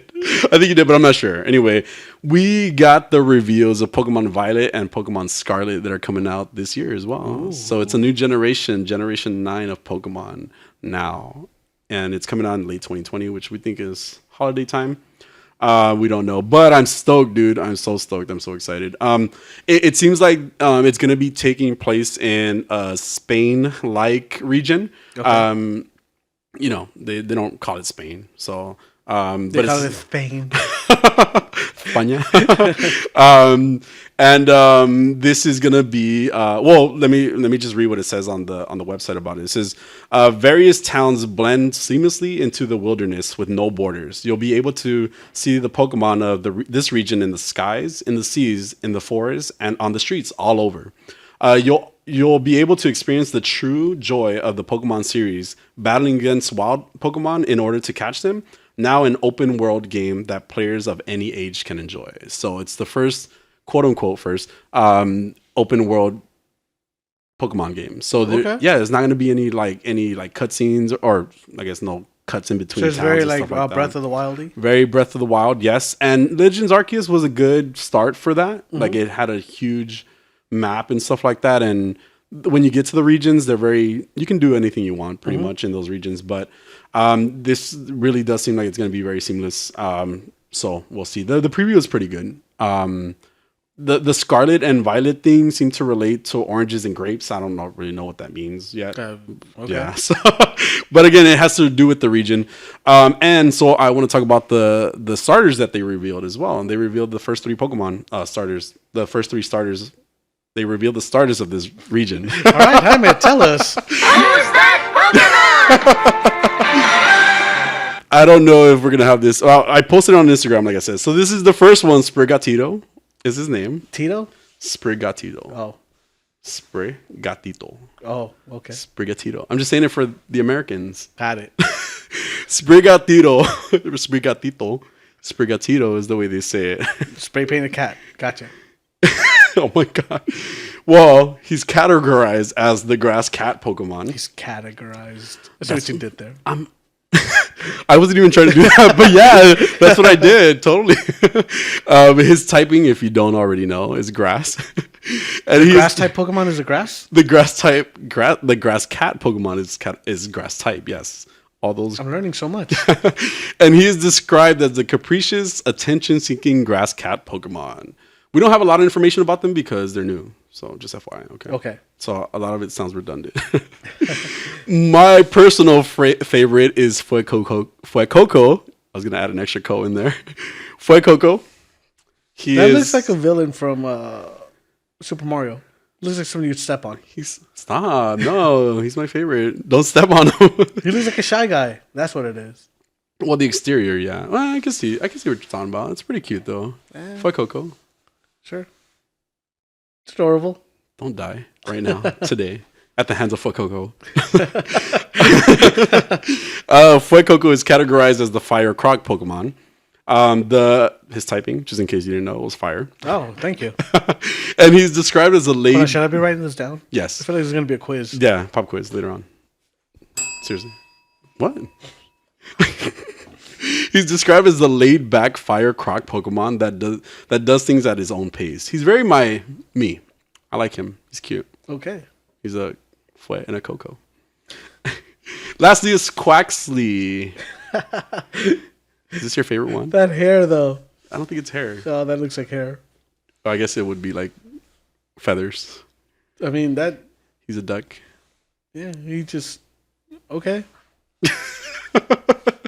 Seems very your type. Quaxley is categorized as the duckling Pokemon. His typing, guess what? Water. Ooh. And he's described as the earnest and tidy duckling Pokemon. So those are those are the starters of this region. And like I said, Fuecoco is really my favorite. And again, I posted these on Instagram, so you guys can check him out. But he's just really cute, and I really looking forward to this generation. I hope they do something with because last generation was a little underwhelming in regards to the starters. Like they didn't have a secondary type, which we had gotten used to already. But they were just like, nah, we're not gonna do that this generation. It kind of sucked, to be honest. Like it didn't give anything special to them, and that's what kind of was underwhelming. These look like they have potential for possible other typings later on, which is again just exciting for me. I really like that. So that was the initial news that we got. I also do have another Pokemon for the Pokedex this time around. Tell us, Jaime. Yes, Ursa. Who's that Pokemon? God damn it. I don't like that. I feel like Megan now. Fuck that. So this week we're gonna talk about Ursaluna. And we're gonna start off with its baby form. Dude, there's production value in this thing that I did for you this time. Wow. This is Teddy Ursa, and I learned a lot about Teddy Ursa. That's his baby form, or the basic form of Ursaluna. So he's initially introduced in Generation 2, which is Johto. He's categorized as the little bear Pokemon, and his type is normal. So in my research, guess what I learned? What did you learn, Jaime? Please tell us. This is riveting. Stop. Teddy Ursa seems to always be in search of honey. It's what Me too. Same. Ding. The fuck? All right. So in Johto's, something really interesting happens when he finds honey. It's a little crescent mark that you saw in the picture. It actually glows when he finds honey. Yeah, he's really excited about it. In Hoenn, we learned that he concocts his own honey by blending fruits and pollen collected by Beedrill. So I think it's pretty cool. These Pokedexes now, like, they start talking about other Pokemon and how like they intermingle in nature and stuff like that. In Hoenn, that was Hoenn. Sorry. In Sinnoh, he apparently soaks his paws into honey. Okay. Don't ask me how I know that each one tastes different. They have different flavors. Each of his paws. How many paws? I tasted them. I don't do that. That's weird. Hey man. Also, it's not real. Kick shit. And then in the Hisui, which is what is now Sinnoh, the Pokedex, it says it was known to be cunning and steal honey from comb bees, which are another like bee type Pokemon. Yeah. Okay. There is an evolution to Teddy Ursa. It's Ursaring. Okay. Yes. Sorry, I just stopped it in a weird place right there. Also introduced in Generation 2, this one is categorized as the Hibernator Pokemon. It's also Me too. Same. Very you, yeah, you're right. Excuse me. The normal type is it's a normal type Pokemon is what I'm trying to say, and it evolves from Teddy Ursa at level 30. So, and I'm going to teach you a few things about what I learned. Teach me. Okay. Apparently, it's a great climber and can distinguish any aroma, even if it's buried like underground, because it has a great sense of smell. So in Pokemon Johto, there's no Pokemon Johto. In Johto, it snaps trees with its forelegs and eats the fallen berries. It can also find any food buried deep underground because of its sense of smell. In Hoenn, it walks through the forest. Keep going, Elmer.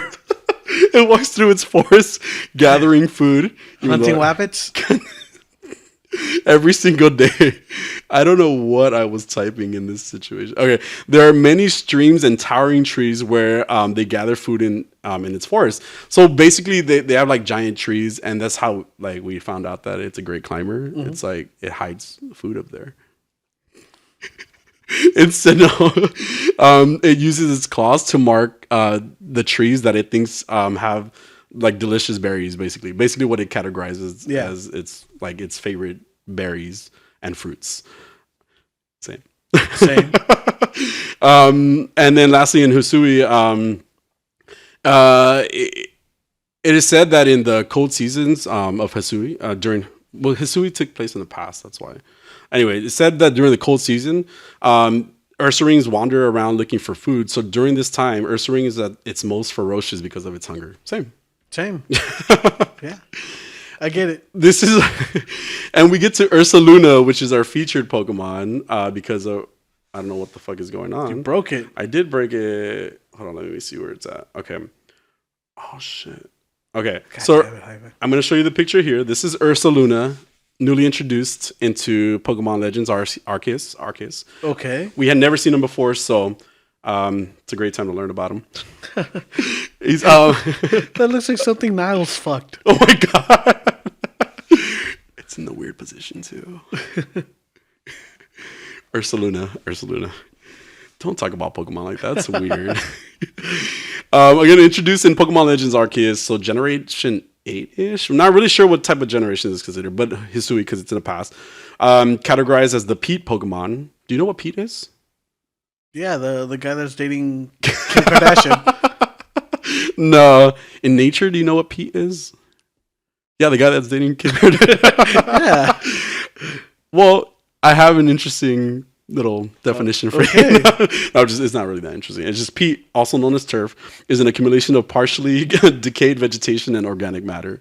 So, yeah, it's just like nature. It's just like dirt. Just like the guy that's dating Kim Kardashian. Oh my God.